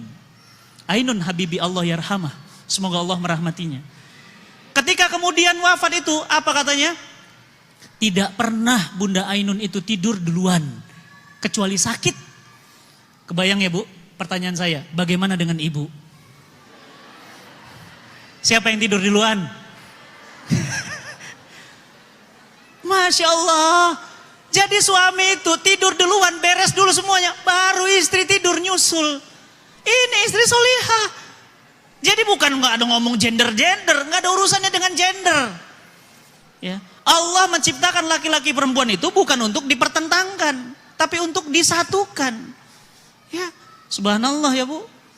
Gak pernah tidur duluan berarti apa? Wah itu mental yang ngelayanin banget. Pantaslah Eyang Habibie itu gak mikir kawin lagi. Kurang apa Bu? Duit ada, jabatan ada, dan sehat Bu. Umur 82 tahun masih bisa berenang 1 jam. Saya dapat kabar dari security-nya. Eyang Habibie itu kalau berenang masih kuat 1 jam. Berenang Bu. Antum Mas masih kuat 1 jam? Kuat di pinggir kolam renang. 1 jam loh, Eyang Habibie loh, Masya Allah. Dan Eyang Habibie itu dari ba'da subuh sampai duha gak lepas dari Quran. Itulah makanya beliau jadi presiden gak lama. Kenapa? Amerika gak ridho. Orang soleh rupanya, saya juga baru tahu. Masya Allah, istrinya begitu. Masya Allah, pantas anak-anaknya hebat-hebat dari rahim ibu yang hebat. Makanya ini ibu-ibu hebat nih. Anaknya hebat-hebat. Ya. Nah, yang ketiga, apa strategi mereka? Melegalkan pernikahan beda agama. Maksudnya apa? Mereka ada rencana undang-undang bebas nilai agama akan dicanangkan dan akan ketok palu. Jadi targetnya apa? Gak usah lagi masalah kafir muslim. Muslim kafir, harus toleransi. Bagaimana toleransinya? Boleh nikah beda agama. Laki-lakinya kafir, perempuannya muslimah, boleh. Laki-lakinya kafir, muslimah, murtad, segala macam, boleh. Kenapa? Liberal, semua serba boleh. Dan yang keempat, strategi mereka. Ini strategi mereka. Apa strategi mereka? Melegalkan kebebasan ekspresi seksual. Bebas. Bebas. Kenapa? Karena apapun yang mereka lakukan, mereka merasa bebas dari tekanan-tekanan, termasuk tekanan-tekanan agama. Bebas. Laki-laki sama laki-laki suka boleh. Bu, pertanyaan saya, kalau cowok sama cowok bakal punya anak? Kata ibu, kata mereka bisa. Caranya gimana? Diambil spermanya, dia sewa ibu rahim. Disemprotkan sperma mereka ke rahimnya, hamil. Maka nanti anak itu katanya adalah anak mereka berdua. Siapa yang nyusuin? Ibu. Sampai kemudian besar. Ini jadi anaknya. Masya Allah ya, otaknya sakit. Kalau perempuan sama perempuan, bisa hamil? Nggak bisa. Kenapa? Nggak lengkap. Harus ada sperma. Mereka beli sperma. Ambil, pilih. Mau yang hidung mancung, mata bulat, mata sipit, kulit hitam, tinggi badan. Ambil, semprot ke rahimnya. Serot, serot, hamil. Ketika hamil nanti, maka ini anak siapa? Anak mereka berdua. Kan nggak menyusui. Ya kan? Karena nggak hamil. Subhanallah ya Bu ya. Allah tuh ciptakan dia, hamil tuh ada susu. Enggak hamil, enggak bisa. Maka gimana? Disusukan dengan ibu titipan susu. Jadi anaknya. Ya, Masya Allah. Dan ternyata LGBT itu saya baru tahu. Itu bukan penyakit, maaf, itu bukan takdir. Itu penyakit. Dan buktinya bisa sembuh. Kenapa bisa sembuh? Saya langsung ketemu, saya sering cerita ini kemana-mana. Ada orang yang namanya Sam Brody. Sam Brody, Ibu cek aja di Google, cek Sam Brody tulisannya. Nah Sam Brody itu dulunya laki-laki Bu. Gagah, ganteng, berubah jadi perempuan. Namanya Samantha. Samantha itu jadi model di Hollywood. Cantik, wah pokoknya mah kalau bapak-bapak ngelihat mah naksir lah. Padahal apa? Cowok. Berubah jadi cewek, dagunya, matanya bagus. Ya perempuan lah, hidungnya, bibirnya semua operasi total jadi cewek. Kaya raya, punya rumah mewah di Inggris. Pulang ke Indonesia resah. Kenapa resah? Aku ini laki-laki apa perempuan ya? Kok hidup begini ya? Kok aku kaya tapi gak bahagia ya? Akhirnya gimana Bu? Masuk Islam. Alhamdulillah, sahadat, masuk Islam. Beliau kemudian berubah jadi laki-laki lagi. Kumisnya dipanjangin, jenggotnya dilebatin, gym, jadilah laki-laki lagi. Sekarang sudah punya anak 2, cewek. Apa kata dia? Ustadz, yang namanya LGBT itu penyakit, bukan takdir, bukan rahmat, bukan kutukan. Itu penyakit dan penyakit itu menular. Hati-hati. Hati-hati Pak, jangan ngeremehin ya. Nularnya dari mana Mas? Dari pergaulan dan dari tontonan. Hati-hati Bu, sekarang fatalnya, bahayanya tontonan itu ada di handphone kita masing-masing. Sudah nonton? Ada seorang anak yang lagi duduk di kursi kuning, nonton video XX, di kirinya bapaknya, di kanannya ibunya. Dia lagi nonton asik, ternyata orang belakang memvideokan. Dan itu dikirim jadi viral. Ternyata apa? Begitu ditonton, bapak ibunya nggak ngeh. Kenapa? Jangan-jangan itu koleksi bapak ibunya. Ditonton sama anaknya, sejak kecil otaknya sudah rusak, hancur. Bu, saran saya, jangan ada handphone untuk anak kita. Kalaupun ada, dibatasin. Kenapa? Dan jangan main-main handphone kita itu. Tulisan, teks, foto, video, itu ditonton oleh anak-anak kita. Oleh karena itu, saya ingatkan ibu, saya ingatkan bapak, di grup saya ada grup kajian. Itu ada ibu yang anaknya diberi handphone. Ternyata ada foto ibunya pakai handuk. Anak kecil pegang handphone, nggak ngerti. Diposting ke grup, tok, tok, tok, tok. Sama orang kajian di grup dibuka, cek, astagfirullah. Foto apa ini? Foto apa? Upload apa? Cabut. Begitu dicabut, sudah sebar. Kan WhatsApp kan baru-baru ini aja bisa menghapus. Dulunya kan nggak bisa dihapus. Ya gimana? Ya ditonton orang. Langsung ibunya, Masya Allah, ibu gambar nangis. Mohon maaf, itu foto saya, anak saya pegang handphone. Bu, itu aib bu. Anak kita itu Masya Allah, jangan kasih. Berapa banyak anak-anak sekarang rusak otaknya gara-gara handphone. Main game, bonusnya apa? Perempuan pakai bikini. Apa hubungannya? Ini ujung-ujungnya. Nah, oleh karena itu ibu-ibu yang dirahmati Allah, strategi yang kedua, yang terakhir. Bagaimana agar umat Islam itu setelah liberal, setelah sekuler, bagaimana agar umat Islam jumlahnya sedikit? Mereka kontrol populasi. Bagaimana caranya? Satu, mereka cegah usia dini nikah. Jadi nikah jangan usia dini. Masih ingat lagunya Pernikahan Dini? Pernikahan dini bukan cintanya yang terlarang, betul. Tapi waktunya yang belum tepat, betul ya? Kok Ustadz hafal ya? Sampai saya hafal, kenapa? Saking keselnya. Jadi apa? Nggak boleh nikah dini. Tahu dari mana ramenya? Anak Ustadz Arifin Ilham. Namanya Alvin. Pada saat Alvin menikah usianya 17 tahun, anaknya sudah tinggi besar, sudah dewasa, mateng anak Ustadz. Nikah 17 tahun. Masya Allah, netizen ngebully, TV ngebully, semua Komnas HAM bicara, anak 17 tahun nikah, kacau. Anak 17 tahun nikah, tercela, pokoknya semua kecaman. Bu, pertanyaan saya, kalau Alvin nikah 17 tahun, 20 tahun lagi, Alvin usia berapa? 37 tahun. Anaknya usia berapa? 20 tahun. Ayahnya 37, anaknya 20. Gimana? Kalau ngomong nyambung? Kalau temen? Nyambung. Diskusi? Enak. Coba suami ibu nikah usia 40. 20 tahun lagi 60. Anak ibu 20. Pantasan kalau jalan, ayo nak. Enggak. Kenapa? Sama kakek-kakek. Kalau diskusi, nggak nyambung. Gini nak, papa mau ngomong. Papa mah nggak nyambung, diskusi mah suka nggak connect. Papa mah udah lola, tuh kan? Kenapa? Ibu udah tua. Ya bu, saya itu nikah telat bu. Harusnya saya kemarin 25. Ini geser dikit ke 26. Sekarang saya udah 40. Jangan bilang awet muda bu. 40. Anak saya sekarang sudah 13 tahun. Diskusi nyambung.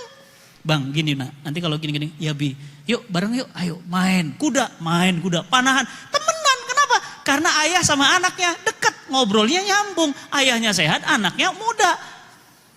Coba bu bayangkan, kalau nikah usia 17 tahun, 20 tahun lagi, anaknya berapa?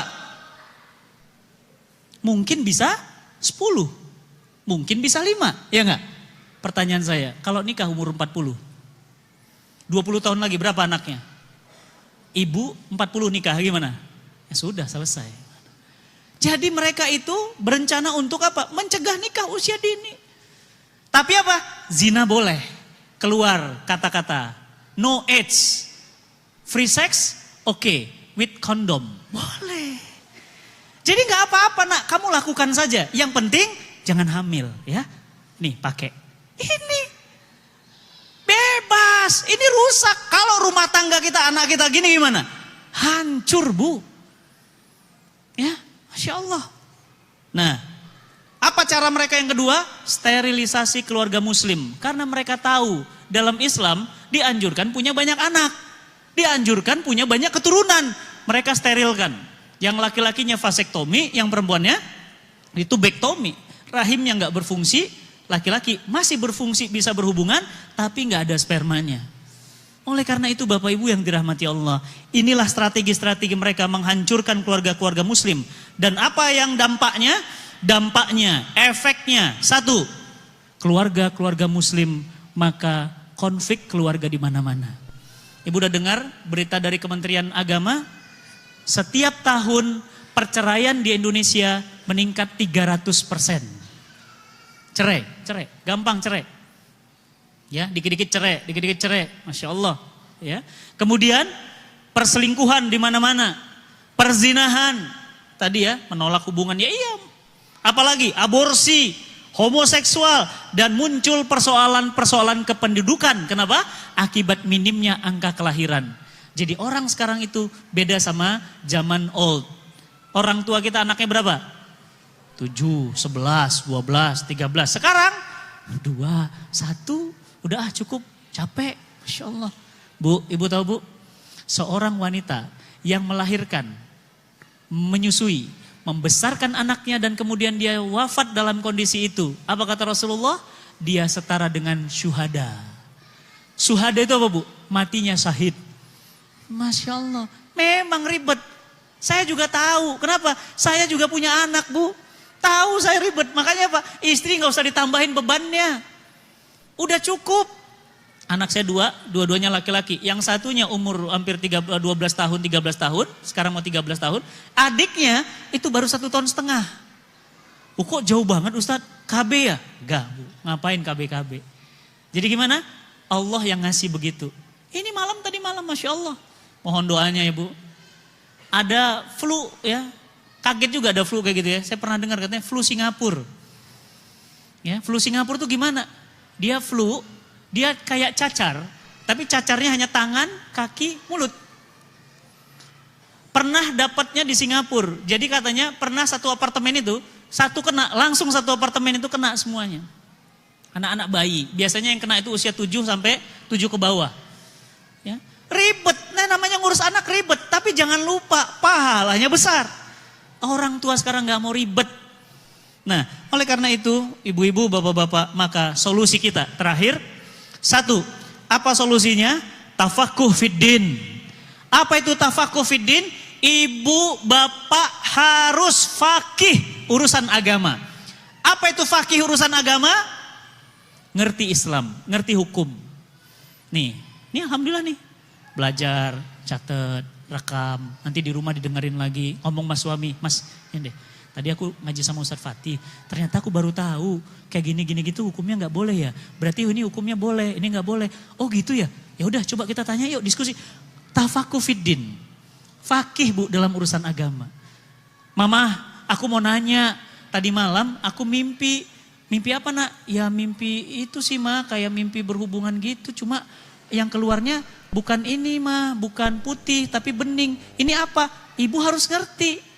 Di laki-laki bu, ada yang namanya mani, ada yang namanya mazi, ada yang namanya wadi. Ibu harus ngerti. Mani, mazi, wadi, harus ngerti. Laki-laki punya seperti itu. Perempuan ada namanya nifas, ada namanya haid. Harus ngerti bu, fikihnya. Nah, ibu harus fakih dalam urusan agama. Belajar. Oh, hari ini ada Ustadz Yusuf Mansur, kejar. Oh, besok ada Ustadz Felix Yao, kejar. Oh, ada Ustadz Salim Filah, kejar. Ilmu. Kenapa? Fakih urusan agama. Jadi nanti anak-anaknya anak-anak hebat. Anak-anak soleh. Kenapa? Ibunya hebat. Yang kedua, apa yang harus dilakukan? Yang harus dilakukan adalah berdakwah. Sudah punya ilmu? Nggak boleh makan sendiri. Sharing. Bu, mohon maaf. Setahu saya dalam Islam itu begini. Dalam Islam itu nggak boleh bu, begini. Hukumnya begini, karena pendapat ulama itu begini. Oh gitu ya mbak, makasih ya mbak. Ya, saya juga cuma sekedar sharing bu, kebetulan baru ngaji, jadi yang baru tahu cuma itu. Sharing bu, apa namanya? Dakwah. Ibu harus mulai ngisi kajian. Oh masa saya ngisi kajian jadi ustazah gitu? Bu, dakwah itu kewajiban setiap muslim dan muslimah. Istri saya itu sudah mulai ngisi kajian. Dulunya enggak, saya cetak. Suami fungsinya apa? Membimbing istri, mendidik istri. Istri isinya sudah penuh. Saya bilang apa? Gelasnya sudah penuh. Umi sekarang wajib membagi-bagikan gelas yang penuh ini. Alhamdulillah. Istri saya ngisi rutin di Bintaro. Ada yang di Bogor, ya di Tangerang sini belum. Nanti takut macet lagi jauh. Ya, jadi gimana? Ya ke Bintaro paling ngisinya. Alhamdulillah istri sudah mulai ngisi, sudah belajar bahasa Arab. Ibu belajar Bu bahasa Arab. Ibu belajar tahsin. Ustadz pantas ya, saya kalau belajar saya baca Quran di rumah Ustadz. Kalau baca Quran suami saya selalu pergi gitu. Saya bilang apa suami saya ada jinnya ya? Bukan ada jinnya Bu, baca Quran ibu gak enak. Jadi suami ibu mual gitu. Makanya belajar tahsin supaya panjang pendeknya, mahrojnya enak. Ya. Nah, yang ketiga, harus ada penerapan syariah. Kenapa? Kalau tidak ada syariah, Indonesia ini akan hancur. Hukuman bagi pezina. Kalau dia belum menikah, dia dicambuk 100 kali cambukan. Nih. Ibu tahu 100? Der. 100 kali Bu. Sini. Siapa mereka? Melakukan seks pranikah, belum nikah. Kalau belum nikah tapi belum nikah ya. Kalau kita sudah menikah. Kalau sudah menikah gimana? Ada bukti? Ada. Ada saksi? Ada. Ada bukti semua lengkap? Lengkap. Adukan pengadilan, digali lubang, dimasukkan ke dalamnya, ditutup tinggal kepalanya ditutup kain, dilempari batu sampai mati. Jedar. Hukuman bagi pezina. Ustadz kok serem banget? Serem gak Bu? Serem gak? Kok serem? Bu, kalau ibu keluar naik motor, tiba-tiba di ujung ada polisi, ibu takut gak? Ibu takut berarti ibu ada masalah. Alah polisi, putar balik ah. Pasti ibu gak pakai SIM atau gak pakai helm. Kalau ibu gak ada masalah, jalan aja. Polisinya bilang, selamat siang Bu. Iya Pak. SIM-nya? Oh ada Pak. STNK? Ada. Bapak BPKB mau gak Pak? Dimainin. Nama Bapak siapa? Biasa. Kenapa? Karena gak ada masalah. Orang gak perlu takut dengan syariah. Kenapa? Kalau tidak ada, siapa yang akan dihukum zina? Ya pezina. Siapa yang akan dipotong tangannya? Pencuri. Kalau gak mencuri, ya enggak.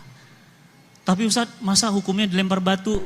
Bu, zina itu di dalam Islam dosanya besar, rusak keluarga. Maka Islam tegas kepada hal seperti itu. Kalau mau nikah, gak boleh jajan. Dan dalam Islam juga tidak ada tempat jajan. Mau nyari kemana? Kalau sekarang, oh Masya Allah, di mana-mana. Ya. Nah, oleh karena itu, bapak-bapak yang dirahmati Allah, ya, bapak, ibu-ibu yang dirahmati Allah, inilah materi waspada penghancuran keluarga muslim. Saya ingin menyampaikan materi ini mudah-mudahan dan mendoakan mudah-mudahan rumah tangga kita Allah jauhkan dari strategi mereka. Amin ya rabbal alamin. Allah jauhkan dari perpecahan, Allah jauhkan dari kehancuran, dan Allah jaga anak dan keluarga kita dari kehancuran. Baik, silahkan kalau ada pertanyaan, ada diskusi dan tanya jawab, dipersilahkan. Kita masih punya waktu yang cukup untuk sampai sebelum zuhur insyaallah.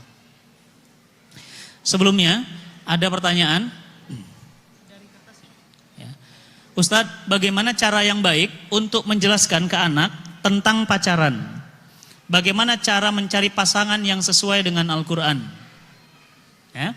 Yang pertama, ya, kalau dengan anak-anak Bu, anak remaja, jangan ngomongnya halal haram.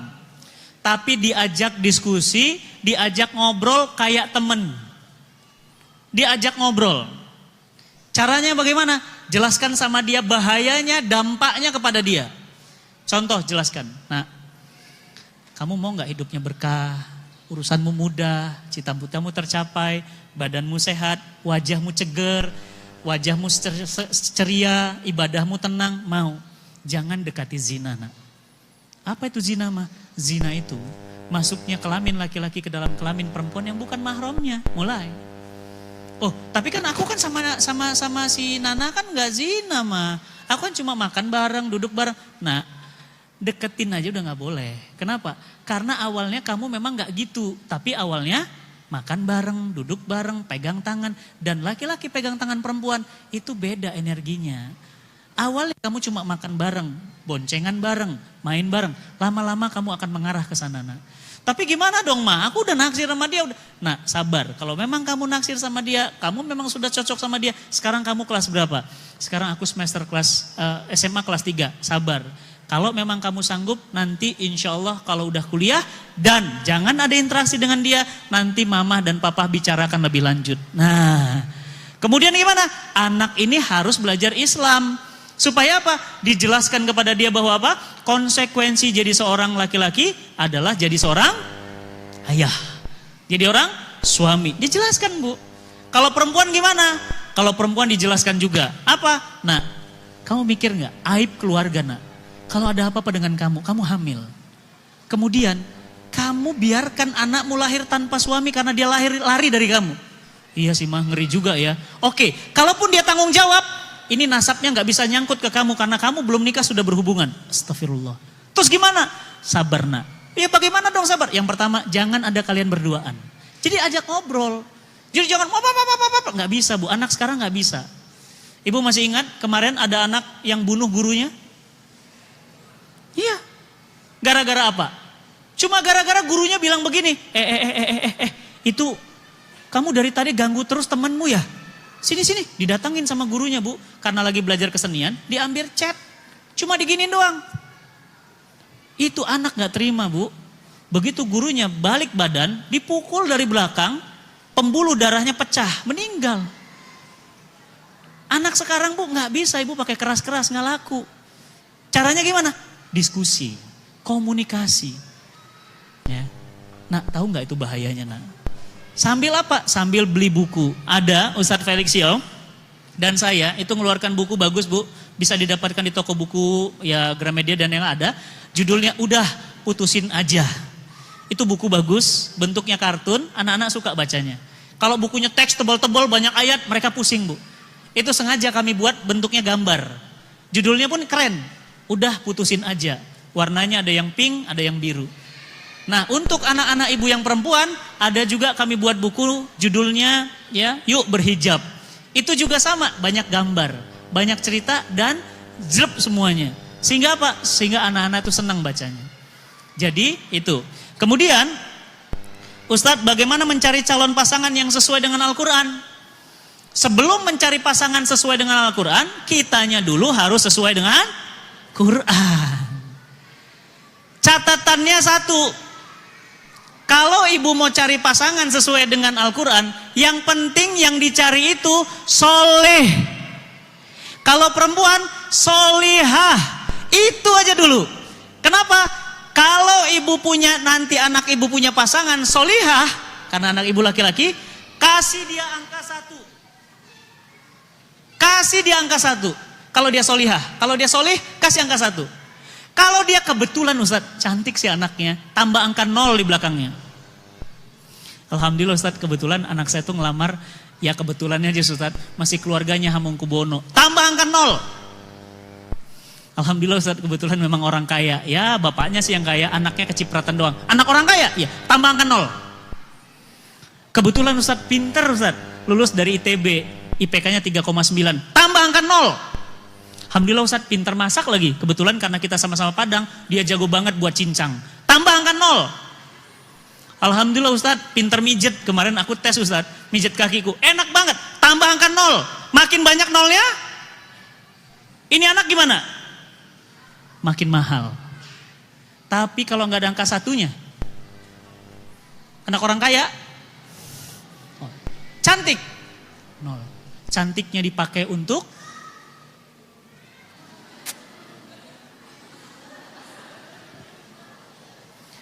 hayo Instagramnya isinya itu semua. Bu, ya cerita lain gitu, Bu.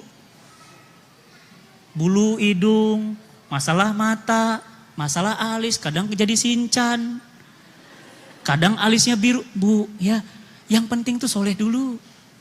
Ya, Aagim, anaknya Aagim, datang ngelamar, yang ngelamar namanya Ustadz Yusuf, imamnya Masjid DT.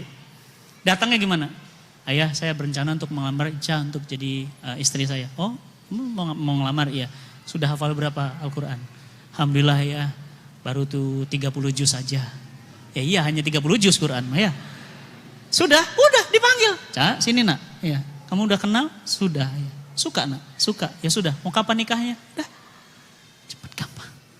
Gampang bu. Saya bu datang ke mertua sendiri, nggak pakai orang tua, cuma bawa donat 1 plastik. Datang, duduk langsung. Assalamualaikum Pak, waalaikumsalam. Dari mana tadi? Iya dari rumah gini. Loh, nggak ditemenin siapa-siapa? Enggak Pak, insya Allah karena ini urusan saya sendiri, saya yang tanggung jawab sendiri Pak. Wes. Langsung ke bapaknya, Pak, mungkin Ayu sudah cerita, saya berencana untuk menikahi Ayu jadi istri saya. Oh iya, Ayu sudah cerita, sebentar ya, dia ke dapur Bu. Saya udah deg-degan, saya bilang, waduh ngambil pisau nih mah. Rupanya ngambil kalender Bu. Langsung tanya, rencana kalian tanggal berapa? Saya sih mintanya 17 Syawal Pak. Kenapa Syawal? Karena sunnah hukumnya menikah di bulan Syawal Pak. Oh gitu, jangan 17 Syawal, kelamaan. 7 Syawal saja. Dalam hati saya apa? Oh, gua 17 Syawal aja mau. Apalagi 7. Iya Pak, siap. Langsung, ibu tahu saya waktu itu datang naik becak. Pulang naik becak. Saya nggak bawa apa-apa, nggak punya apa-apa. Dan mertua saya nggak nanya, kamu kerja di mana? Cukup lihat tampilan dan kemudian orang tua saya bertanya tentang Islam sedikit, sudah yakin? Iya. Nak, kamu udah cocok nak? Iya. Ya udah tanggal 7 Syawal ya, insyaallah. Sudah selesai, gampang Bu. Yang penting solehnya dulu. Kalau dia sudah soleh, syukur-syukur. Ustadz, alhamdulillah Ustadz, sudah soleh, ganteng. Itu bonus Bu, 0. Sudah soleh, anak orang kaya, bonus. Jadi bagaimana perintah Quran? Cari yang soleh, solihah dulu. Kalau sudah solihah, insya Allah Bu, aman Bu. Hijabnya terjaga, tatapan matanya juga terjaga, gitu ya. Mulutnya juga terjaga. Udah pokoknya, insya Allah tenang. Apa kata Rasulullah SAW? Nikahilah wanita itu karena 4 perkara. Cantiknya, agamanya, keturunannya, dan hartanya. Nikahilah dia karena agamanya. Kamu pasti beruntung. Dan setelah saya nikah, saya baru tahu benar, ternyata agama membuat saya tenang. Coba bayangkan kalau saya nikah karena kayanya. Wow, sudah. Ribut dengan duit, tiap hari ceritanya duit. Gak selesai-selesai. Ya, jadi itu. Yang kedua, bagaimana cara mendidik anak remaja yang malas sholat berjamaah ke masjid agar mereka punya kesadaran. Yang pertama, ayahnya harus jadi teladan. Karena banyak ayah ibu mulutnya berbusa-busa. Sholat ke masjid, sholat ke masjid, sholat ke masjid. Bapaknya selalu sholat di rumah. Apa kata anaknya? Ah, ngomong doang loh. Ah, tuh. Anak sekarang Bu. Allahu Akbar, Allahu Akbar. Ibu langsung sholat, ibu jadi teladan. Bapak jadi teladan. 1.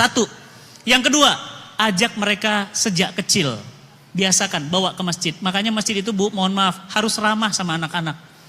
Kadang-kadang masjid kita itu Bu ya, anak-anak, bersih banget, pergi sana.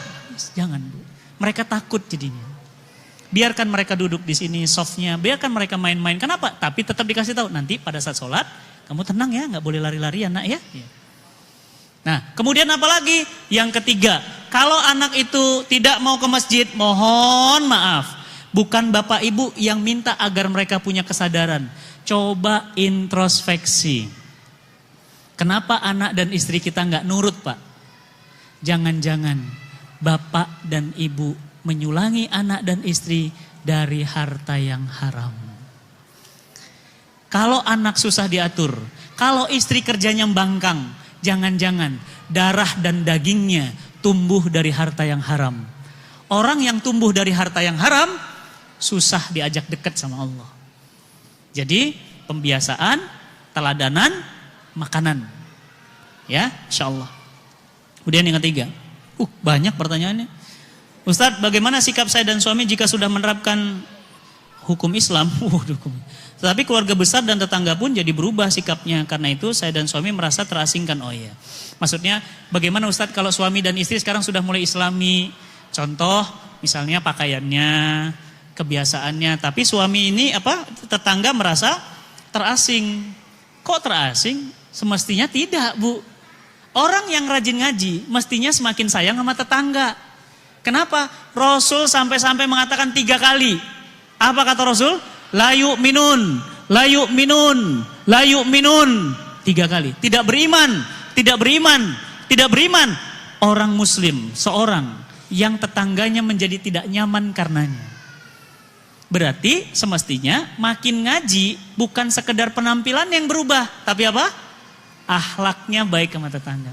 Assalamualaikum Bu, Masya Allah, tadi malam kayaknya pulang kemalaman ya? Iya, saya mohon maaf tadi saya ngidupin lampunya, kuncinya nggak. Oh iya Bu, makasih banget ini kuncinya. Bu, nanti jangan lupa ya, mangga yang depan itu nggak usah Ibu yang motong. Kebetulan tukang potong saya ada, biar saya yang potong karena udah ke jalan. Baik dengan tetangga Bu. Punten Bu, kalau Ibu meninggal malam ini yang pertama kali cepat bantu siapa? Tetangga. Jadi tetangga itu adalah saudara terdekat kita. Jadi semestinya makin ibu solihah, makin suami solihah, semestinya tetangga nggak merasa asing. Semestinya semakin dekat, ya. Kemudian, waktunya hanya 5 menit lagi, ya. Berarti rezeki yang dibalas ya, enggak, ya nanti kapan-kapan ya. Ustadz, alhamdulillah nak saya sudah punya buku bacaan yang Ustadz sebutkan tadi. Afwan, adakah buku-buku Ustadz yang lain yang ikut hadir di pameran buku Islami JCC sampai 18 sampai 20 April? Ya, saya ya insya Allah baru akan mengeluarkan 2 buku pribadi, 2 buku tahun ini. Jadi belum bulan April belum. Tapi buku-buku yang saya dan Ustadz Felix buat banyak ya. Ada Yuk Berhijab, ada Udah Putusin Aja, ada tentang khilafah ya. Ada buku tentang Ghazi, itu peperangan umat Islam, banyak ya. Kita ada mengeluarkan sampai 12 buku. Bisa dicek nanti di pameran buku Islam ya, cari saja stand Al-Fatih Bookstore ya. Insyaallah di sana ada buku-buku kita yang bisa ibu-ibu dapatkan untuk anak-anak di rumah ya. Saya pikir itu insyaallah. Pertanyaan-pertanyaan yang lain mohon maaf belum bisa terjawab karena waktunya terbatas, dan insyaallah nanti bagi yang ingin bertanya lebih lanjut ya, saya bisa menyediakan nomor handphone ke panitia, silahkan boleh diminta dan boleh ditanyakan ya, insyaallah nanti saya akan jawab pertanyaannya via WA. Sebelum ditutup, ibu-ibu yang dirahmati Allah, tadi saya sudah bilang umat Islam di Indonesia yang tidak bisa baca Quran berapa persen? 53%. Berapa banyak berarti? 100 juta orang. Bagaimana caranya kita bisa nolong mereka? Ibu ngajarin ke Papua, ibu pergi ke Maluku, nggak usah. Ibu cukup di rumah. Ngapain? Ambil kotak keropak ini di panitia, bawa pulang ke rumah, ibu pulang belanja, masukin. Pluk. Ibu pulang dari jalan-jalan, masukin. Ingat mereka. Masukin, penuh. Sudah penuh, telepon. Mas, tim Cinta Quran Ustadz Fatih, ya iya. Tolong ambil kotak keropaknya di rumah ya, sudah penuh. Maka kotak keropak ini dihitung di depan ibu, uangnya dikumpulkan, langsung disumbangkan untuk program pelatihan bebas buta aksara Quran. Mereka baca Quran, sering-sering baca Quran gara-gara training ini, alhamdulillah pahalanya semuanya ngalir ke ibu. Padahal ibu udah meninggal, tapi pahalanya selagi dia baca Quran, pahala bacaan Qurannya ngalir buat ibu. Silahkan bagi yang mau nanti bisa didapat di depan ya. Yang kedua, bagi ibu bapak punten mohon maaf, jangan malu yang belum bisa baca Quran. Saya nggak akan tes di sini satu-satu, nggak mungkin dan nggak perlu buat saya. Kenapa? Bu, Pak, jangan nanti dibacakan sama Al-Quran. Kalau sudah dibacakan Al-Quran, sudah selesai. Saya dan Ustadz Yusuf Mansur sudah mengeluarkan teknologi baru. Kalau suami ibu malu belajar, suami ibu malu untuk ngakuin bisa baca Quran, nggak bisa baca Quran, ini teknologinya pakai komputer, laptop. Jadi ambil VCD-nya, masukkan ke laptop, kita langsung di training di laptop. Jadi ada trainernya di dalam laptop. Alhamdulillah ribuan orang sudah bisa baca Quran pakai alat ini. Satu ibu beli, ibu dikasih gratis satu lagi. Jadi beli satu dapat 2. Satunya ibu boleh kasih ke mu'alaf, ibu boleh kasih ke saudara, ibu boleh kasih ke teman-teman. Bagi yang mau silahkan, nanti di luar bisa didapatkan. Dan terakhir seperti biasa, saya selalu kemana-mana bawa ibu saya ya, alhamdulillah sehat. Tadinya diabetesnya 500. Bu, diabetes 500 itu mengerikan sekali. Sudah kena ginjalnya. Mata ibu saya juga sudah rabun. Alhamdulillah sekarang sehat normal seperti biasa lagi. Ibu saya pakai obat dari Quran surat Al-Waqiah, namanya daun bidara. Jadi di Quran surat Al-Waqiah Allah bilang begini, nanti ada tanaman yang tumbuh di surga, namanya daun as-sidr. As-sidr itu adalah daun bidara. Nah, daun bidara itu diminum sama ibu saya, pakai campuran bawang dayak, alhamdulillah diabetes asam uratnya turun, dan alhamdulillah bisa sehat lagi normal. Saya juga minum. Dan dipakai juga untuk mandi, untuk menghilangkan, mohon maaf, penyakit-penyakit goib dari luar-luar. Jin itu paling takut sama daun bidara. Ya, makanya mohon maaf kalau ada orang meninggal dunia, ibu meninggal, mayatnya kaku, tegang, itu disiram pakai air bidara, alhamdulillah tiba-tiba lunak, lemes. Ya, makanya daun bidara ini disebut dengan daun ajaib yang tumbuh di surganya Allah. Nah, ibu saya buat sendiri di rumah. Bagi ibu-ibu yang mau, silahkan didapatkan di luar, harganya murah. Kalau nanti mau beli lagi, di bungkusnya ada nomor handphone. Itu nomor handphone ibu saya. Langsung telepon ke ibu saya, alhamdulillah. Itu saja informasi dan pengumuman dari saya. Mohon maaf, pertanyaannya belum terjawab semuanya. Insya Allah di lain kesempatan bisa bertemu dan menjawab pertanyaan-pertanyaannya. Ada? Ya, baik ibu-ibu, sebelum kita meninggalkan tempat, agar kita Allah Subhanahu wa Ta'ala berikan berkah, mari sama-sama kita berdoa, memohon pada Allah Subhanahu wa Ta'ala agar Allah Subhanahu wa Ta'ala mengijabah doa-doa kita.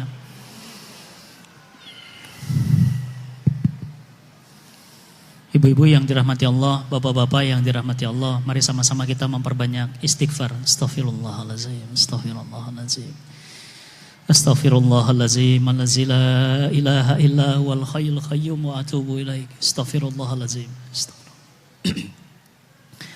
Mari sama-sama kita istighfar untuk dosa-dosa kita yang sudah terlalu banyak. Istighfar, kita istighfar. Astaghfirullahalazim, astaghfirullahalazim. Kita punya rezeki banyak tetapi kita sedekahnya pelit. Istighfar, kita istighfar. Astaghfirullahalazim, astaghfirullahalazim, astaghfirullahalazim. Azan berkumandang tapi kita tidak sholat, bersegera sholat. Kita istighfar. Astaghfirullahalazim, astaghfirullahalazim. Kita dulu minta punya anak, sekarang Allah beri kita anak-anak kita abaikan. Kita biarkan lingkungannya mencetaknya. Kita masa bodoh terhadap anak kita. Istighfar, kita istighfar. Astaghfirullahalazim, astaghfirullahalazim. Dulu kita minta agar dapat jodoh. Dulu kita minta suami. Dulu kita minta istri. Sekarang Allah kasih suami istri ada di dekat kita. Dan kita abaikan mereka. Istighfar, kita istighfar. Astaghfirullahalazim, astaghfirullahalazim. Dulu kita minta punya rumah.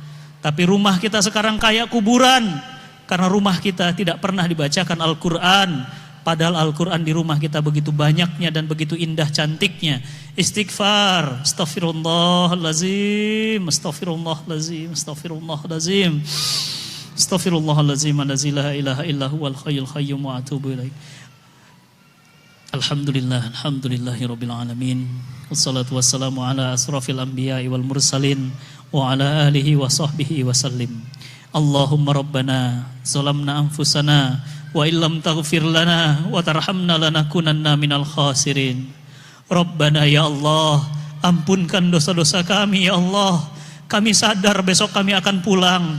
Kami sadar besok kami akan wafat dan kami tidak bersiap bekal untuk kepulangan kami ya Allah. Rabbana ya Allah, andai kami malam ini mendapati sakaratul maut, mudahkan kami menghadapi sakaratul maut. Ya Allah ya Rahman Rahimin, andai kami wafatkan kami dalam keadaan husnul khotimah. Jangan Engkau wafatkan kami dalam su'ul khotimah ya Allah. Ya Allah ya Rahman Rahimin, ampunkan dosa-dosa suami kami ya Allah. Mungkin mereka menghalalkan cara, segala macam cara untuk mendapatkan nafkah demi kami, demi anak-anak dan istrinya. Ya Allah, ampunkan dosa-dosa suami kami ya Allah. Ampunkan dosa istri kami ya Allah. Mungkin mereka lalai untuk mendidik anak-anak kami, untuk mengurus rumah tangga kami ya Allah. Dia manusia biasa ya Allah. Ampunkan dosa-dosanya ya Allah ya Rahman Rahimin. Allahumma Rabbana ya Allah, Jauhkan rumah tangga kami dari perpecahan. Jauhkan rumah tangga kami dari perceraian ya Allah. Jauhkan rumah tangga kami dari perselisihan. Anugerahkanlah kebahagiaan, ketenangan dan penuh cinta di rumah tangga kami ya Allah. Anugerahkan kami sakinah, mawaddah, warahmah, dan lahirkan dari rahim kami anak-anak yang soleh dan solihah. Jadikan anak-anak kami penghafal Quran. Jadikan anak-anak kami cinta Quran. Jadikan anak-anak kami pejuang Al-Quran. Jadikan anak-anak kami yang memakaikan mahkota cahaya untuk kami di surga nanti ya Allah. Ya Allah ya Rahman Rahimin, ampunkan dosa-dosa ayah dan ibu kami ya Allah. Andai mereka masih hidup, jauhkan mereka dari bala dan bencana ya Allah. Berikan mereka kekuatan dan kesabaran ya Allah. Angkat sakit dari tubuhnya ya Allah. Andai orang tua kami sudah wafat, lapangkan kuburnya ya Rahman. Jadikanlah kuburnya sebagai taman dari taman-taman surga ya Allah ya Rahman Rahimin. Jagalah anak kami dari pergaulan bebas ya Allah. Jagalah anak-anak kami dari narkoba. Jagalah anak-anak kami dari tawuran. Jagalah anak-anak kami dari durhaka kepada orang tuanya Allah.